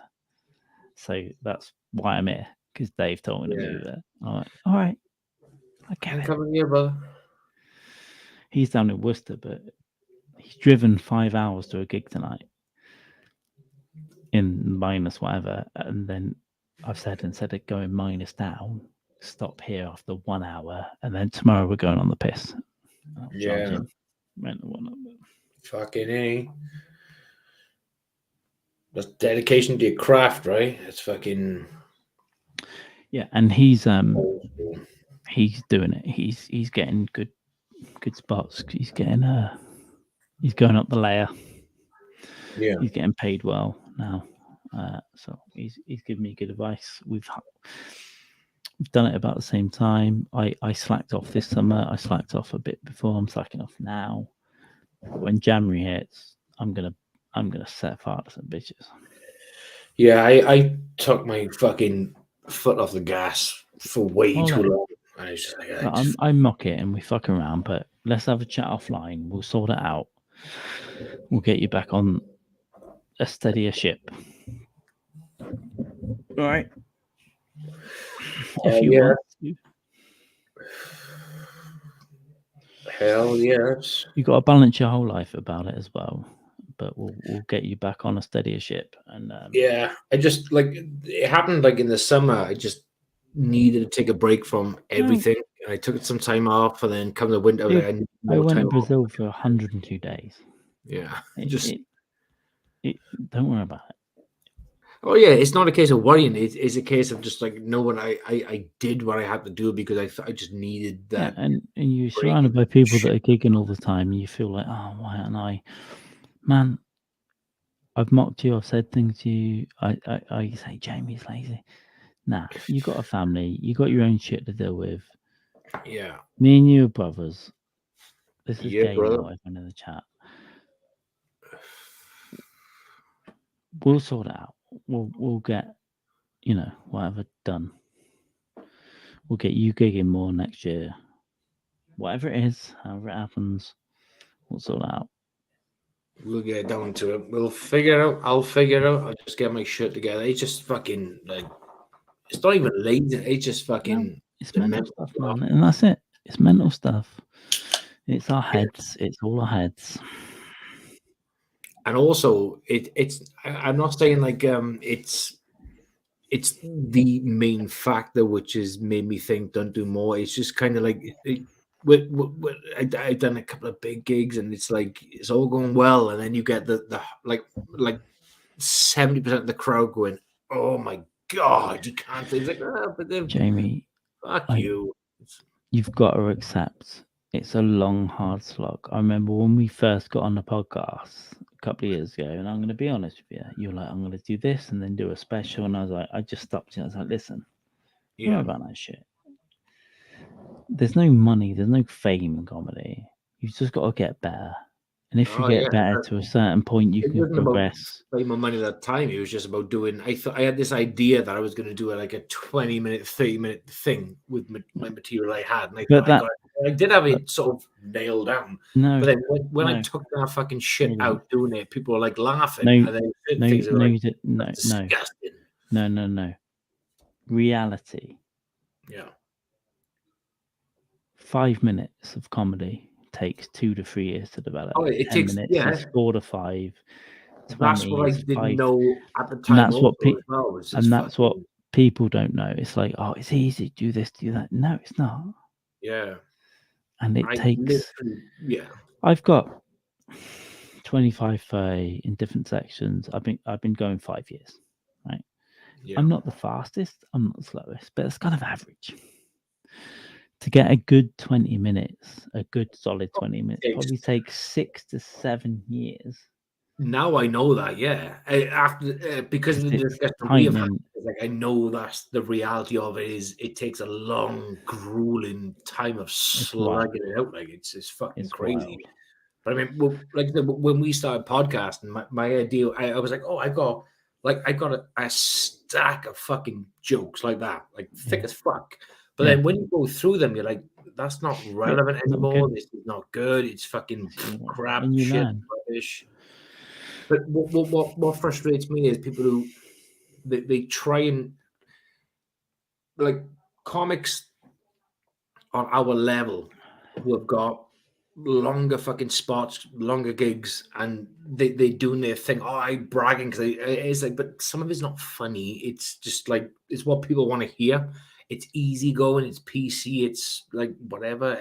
I can't do that. It's just it's a struggle to me to write something that's palatable for everybody. I can't. You don't need to do that. It's all you need to do is build up your material, and then when you get it built up and you do lots of different gigs, as you will do over the next year, whatever, you'll start to learn. Like, because even me, like, there are some gigs I'll back off certain things. I'll have a bit, and there'll be a word in the middle of it, and I'll look at them and I'll go, I won't do that. I'll do something different, or I'll go, fuck you, I'll do it anyway. Yeah, it's just like an experience thing. But unfortunately, it's even from when we started, it's a different world. So you can't go into some gigs, go, I'm going to do this and that. Yeah. Nah, you'll get, no one will laugh. Comedians will be angry at you. It's finding the right people, the right gigs, writing the right stuff. But never drift too far away from what you want to write at all. You shouldn't, because it's art. But you have to accept reality and go, some venues are like, you've got to try and be a bit more fluid with it, and you can't explain it any more than you being in it, and you can only be in it by doing it. Yeah. And I've done like a lot of gigs, but even one recently. I've been trying to get my feet back under me after Brazil. I was like, fucking hell, dude, I'm having a real bad time. It wasn't that they weren't laughing. I was like, I know they think I'm a cunt. Yeah, I know that. Do I come into it? Do I try and make it funny? And so the thing is going, it's my material. I'm going to say rape, paedophilia, fuck your mother. I don't think that's the right way all the time. But it is sometimes. It's so fucking difficult, man. It's not. Oh, yeah. It's like one of the gigs I had back a few months ago. It was in it was a big venue. It was a charity fundraiser, and it was it was like 100+ people in the audience, and everything was going fine until a certain couple of jokes come out, and that was it. Then it was like, get this. But but one guy come up to me and he said, I was in the toilet after I'd done my bit. He said, he come over, shook my hand, and chat to me. He said, I was in the toilet having a piss, and he said I was chuckling while having a piss. A joke you said. And someone next to me said, "Oh, what joke you laughing at? Like, which one?" He said, "Oh, it's the one that Jamie guy said about the closer joke." And he went, "Oh no, that wasn't funny." But the guy who I was speaking to come up. He said, "No." He said, "I said to him, no, that was funny. It was hilarious, but you didn't like it." But it was a few people in the toilet were like, "Oh, that was terrible. That was bad. That was." But there was. But at the end of the gig, there was people coming up to me when a lot of people left, and they were like, "Fair play, you stood there, you done your thing, and you said what you wanted to say. I thought it was hilarious." Then they were like, "Yeah, we thought it was hilarious," but they said we are like the minority of the people who thought it was hilarious. But they said a majority were like, that was too much. But they said, fair play for standing there, doing your thing, and not walking off or fucking shit. That's it. Committing. That's committing. And that to me was better than everyone coming to me saying that was phenomenal. It was kind of like a small group going, that was great. That's committing. People come up to me with the bar going, "Why did you say that joke? It's because it's a joke. It's whatever." And I said, "Well, was it this that was offensive? Oh no, that part was fine, which was a joke about cancer. Oh, that was okay. But you said this about." It's like, what the fuck are you talking about? I was in a pub that was run by Dylan Jones, a paedophile, in a few years ago. He's an actual paedophile. He's an actual he was running a gig before we knew it, and George Willoughby went up, and I was just watching George. I didn't know George that well, and I was like, I'll go and see him. And George made several jokes about pedos and whatever, and this and that, and then he made some cancer jokes. Yeah. And some local retards got offended about cancer. Like, you can't make it. What is it? Because you should get cancer, you fucking three-eyed cunt. I'm sat there at the back supporting everyone. Yeah, but people always get offended, and they almost always get offended by their lane. But but again, like a flip side to like the George thing. I just said to them, but when I said to them, "Oh, was the opening joke about cancer?" They were like, "Oh, that was fine," but you made a reference to a mother with a disabled kid. I was like, "What the fuck are you talking?" But point being is, people get offended by different things all the fucking time. There's no like. Louis did it in one of his last specials. It's like, "Oh, you laughed at this, but you're angry at this." It's like, fuck off. He's a fuck off. And now I was like, I was confused. I was like, "What the fuck are you like?" I was very polite with it because it was a group of women who came up to me and approached me. I was like, "No, I kept my own." I was like, "Oh, it's fine." I said, "So I can make joke about cancer and you find it funny." They were, "Oh, that was a good joke, but you can't make a joke about this." I was like, "What the fuck you?" I was like, "Wow, you're blowing my mind. This is fucking insane." But that's what it is. That's what comedy is. It's just such a never-ending piece of ball ache. Yeah, but after a long time of this, though, it does kind of make you. It is for me. Is maybe step back and think, you know what? Do I want to? Like, what shall I do? Shall I compromise to a point whereby I'm just going to write fucking? It's a standard conversation you have. My advice would be obviously do more outside of the area as well. But it's difficult. Because I understand whatever. And we'll do it. I'm going to help you do it. We're going to do it. We'll sort it out. But for people to sit at the back and go, open micers are fucking shit, this and that. Not really, because a lot of them are doing it for 5 or 7 or 10 years, and they're putting up with that shit in the background. You can't make a joke about this. You can't do this. There's another person writing an Instagram post about this, and it's like, fuck me, what do I do? Do I kill myself? Yeah. And so it's all that, but you have to be strong in what you're doing and what you're saying. Half the stuff is out of the podcast. I'm not going to say on stage. I do filter a bit more, particularly it's like, fucking, it's not going to go down well for me, this joke. But I'm more calm about it. I don't want to do hundreds and hundreds of gigs all the time. I don't want to do the right gigs and whatever. But I think in all honesty, we'll have it offline as well. But obviously you haven't done enough gigs, and it's not your fault, but it is what it is. But you'll do them over the next year or 18 months or 2 years. You'll get 100 gigs or whatever it is or whatever. And then it'll be more levels of learning it, like it is anything else. This is the weird thing. Is like when I done the Fringe, right? I done the same material. Again, granted, it was only 3 gigs over the Edinburgh Fringe over a couple of nights. The same material, and it was. It was taken in. I didn't have any negativity whatsoever. It was fine. I said, great audience. I've got to go like fucking. I've got to go 15 hours on a bus to for the audience.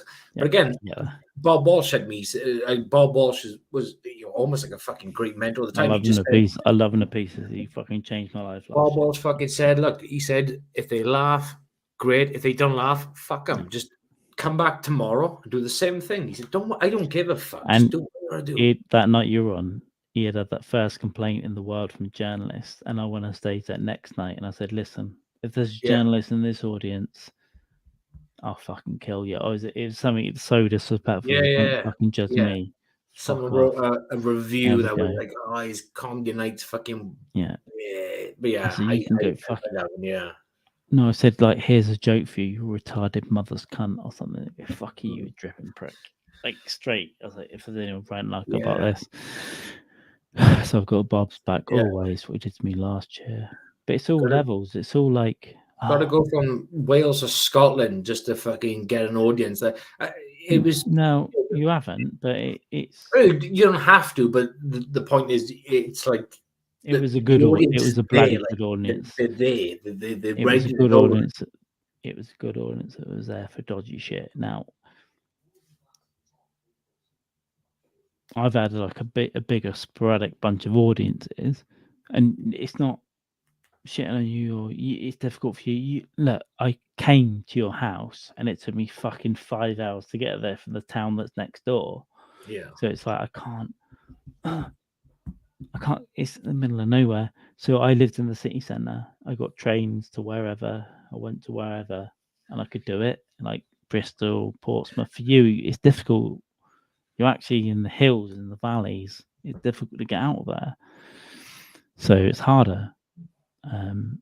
But you do need to spread out a bit, and you do need to do different places, because that was great for you to go up to Edinburgh, and for me as well. Doing it next year as well. Again, offline we'll discuss, but I would love to go to Edinburgh. And at the same time, when we go up together and just we will be. We'll figure it out. But yeah, it's dude. But again, we need to have 100 conversations offline. Yeah. But we'll be there at the same time, and I hope I can go up with you round, and I hope you can come around and do Drunken Heckle at Beehive, and it'll be a different thing next year if we can go up there for a week. Yeah, that's the plan. Go there for a week and just do gigs. But all it is, it's not like if someone's been in comedy for longer, it's not like anything that's. I hate being a dickhead. Do you know what I mean? Like, oh no, you should do this, do that, because I get it all the time as well. And there are people that I do comedy with. We're taking cocaine at 4 o'clock in the morning. It's like, you should do this. I was like, yeah, I disagree with you, man. I disagree with you. So it shouldn't be. Advice is actually, Bill Burr said this. Advice is advice. Yeah. Listen to it, think about it, and either do it or don't. Do your thing. And you've got a different circumstance. I've got a different circumstance. You've got a family. I haven't. It should be on you. Listen to your friends, listen to people in comedy, and then think about do your own thing. That's it. Yeah. There's no right or wrong. There's no right or wrong. It's just finding a level footing. It's just finding, where you can stand on the ice and where you can't. In general, you should probably gig quite often, and the regularity of that is different. And you should be willing to make sacrifices and do different things, which you did by going to Scotland. And then think about what else you can do. It's like, and if you want gigs, I can get you gigs, but you might need to. I never did well in my hometown or in Wales, because I know a couple of comics, as we both do, that rhymes with hopping or whatever. I actually found him a very nice guy, and he did my gigs for me. But I'm not sure. Some of these people might not give you a gig because they fundamentally disagree with certain things because they're idiots. Oh, I know for a fact, right? I am this comedy circle that's going on around my area. I completely upset the apple cart. Like I was never really in it anyway. I didn't give a fuck, but I completely. Yeah. What did he say? Yeah. Maybe I'll crush up your. If you crush from up, yeah. Fucking A. But yeah, I was never in this. Go on. Do you remember very early on when I didn't know you? I didn't know any of you guys. In fact, I was more relying on you guys for doing my night. And I went along to the Royal Oak or whatever it was. And you went up and got shit on by the host. Oh, yeah. As you come off, I didn't know any of you guys, you, Jordan, anyone. Yeah. I took the host aside and I was like, nah, that's not okay, man. Yeah, I didn't even know him. I was like, That's not okay for you to fucking shit on the comic. What the fuck is wrong with you? Because he went on stage and shit on you. And I was like, come here. Nah. That's not okay. If you've got a problem with you fucking telling you whatever. But you can't tell people what to and joke about. And I remember being pissed and just saying that to him. And I was like, I didn't know him. Whatever. I remember. I didn't know you. I didn't really know you at all. I think I'd met Jordan. I was like, afterwards, because you pulled me aside and you said he had no right to say that to you whatsoever.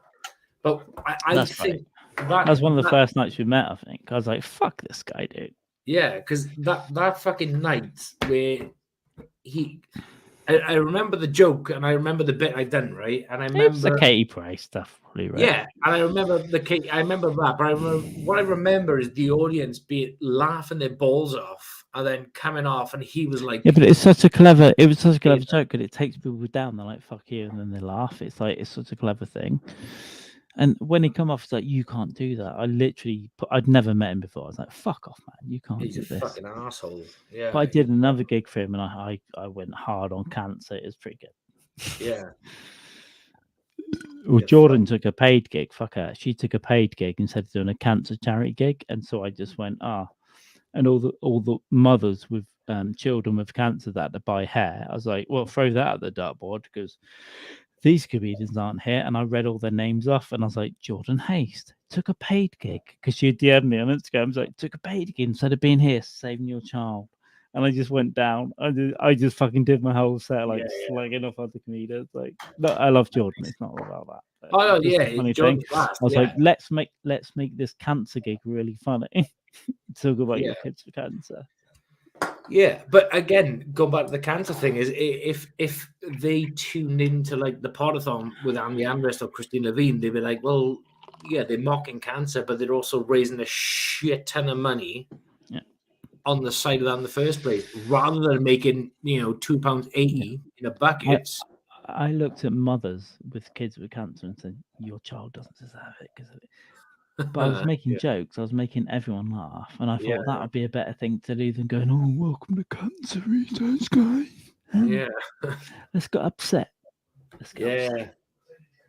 Yeah, it's fucking, it's a fucking, it's a cesspit, right? Because like I before I got into I've loved comedy since I was a kid, like everyone is.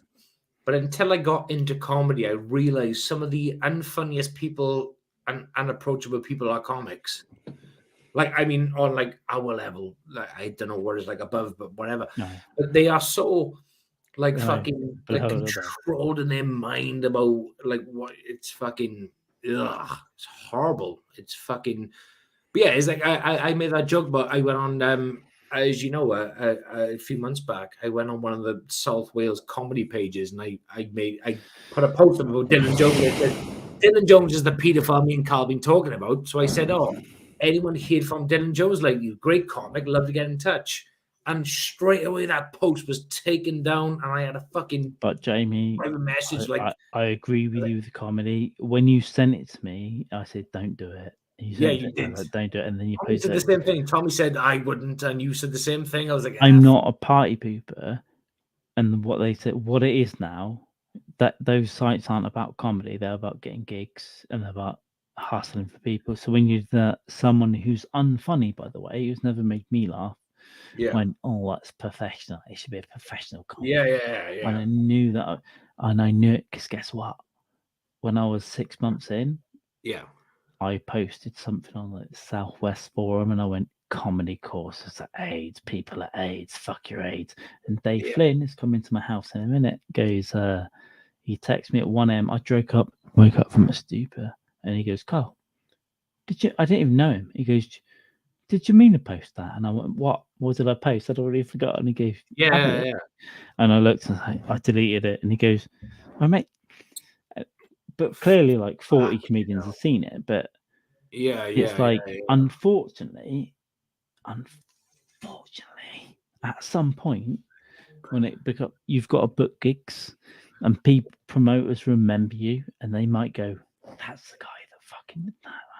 Now it won't be you or me because people make drunken mistakes, but it's good advice because if you're the guy that just trolls it, unfortunately, the comedy groups aren't about comedy; they're like about gigs.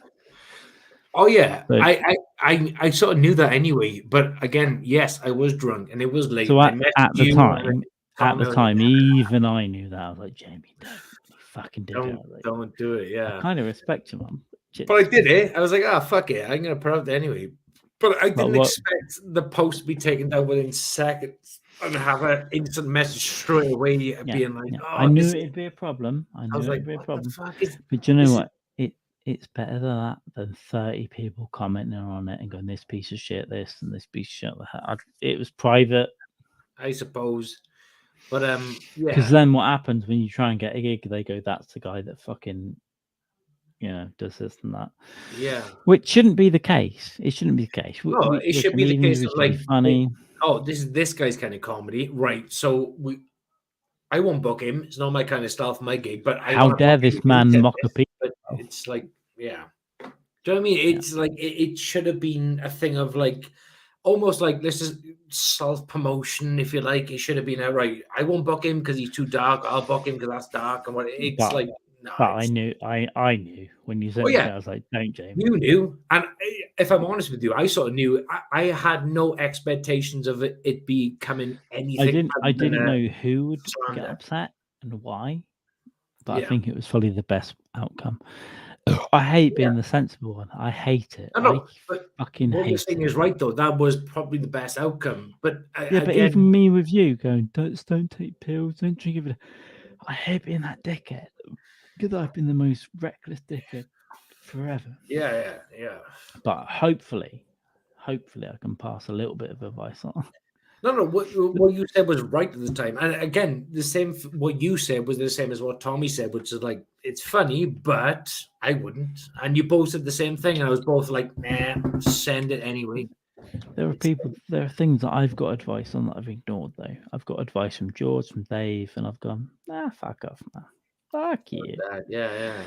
So I think it's all about your own path, but you've got to listen to people, and you've got to like.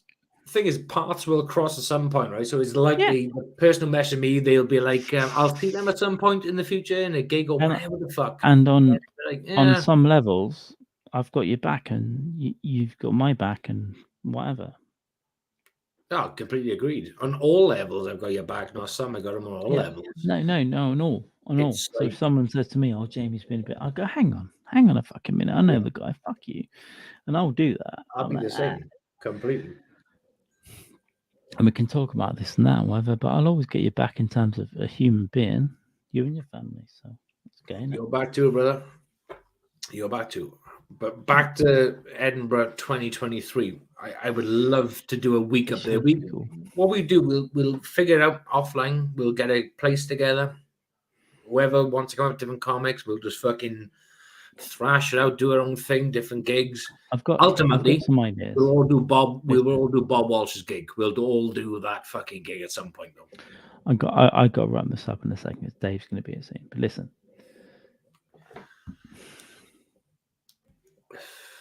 Wrap it up, brother. At Brighton next May, I'm doing an hour show with Shannon something.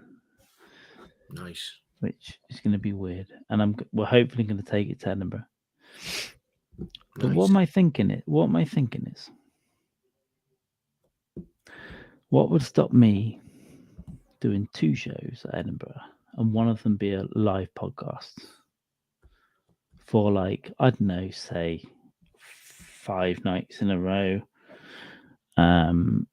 where we say, me and you, we sit at a table and we just go, idiot like comics, come and sit down, get the audience involved. Isn't that a way where we can compromise? Just because I'm trying to do something that's, I'm trying to do like a 25 or whatever. I think there's a way of running 2 shows at Edinburgh Festival for a week. One of them's a podcast. We do it early in the evening. We both go and do whatever we do. We're both going to do Wrong Comedy. We're both going to do Beehive. I go and do my show, whatever. Yeah. But we both like sit down and do a podcast at 4 o'clock, 5 o'clock, whatever. Isn't that an idea? Smashing idea. That's so sit at a table and go, this show is a podcast, and we'll go get desperate comics to come and sit down, and we'll get weird. We'll get weird with the audience. Yeah, the Aftermath podcast. Yeah, remind me about that. Yeah, cool. I like the idea. I'm gonna write this down. Notes. You're my brother, and I love you. But I gotta go. Go, bro. I gotta go and eat as well, brother. Need some food down my neck. Everybody, Kelly, Kevin, everyone, thank you so much. Stay on drugs, guys. Stay on drugs. Keep yourselves out of the real world. Just completely obliterate your brains with mind-numbing drugs, and just keep look going. Out for an in-person with me and Dave Flynn tomorrow or Saturday. Yeah. Don't ever think that I'm neglecting this shit, because me and Jamie are going to take it with a fucking wall as well. You bitches. You fucking hoes, You fucking hoes. Go fuck your mother.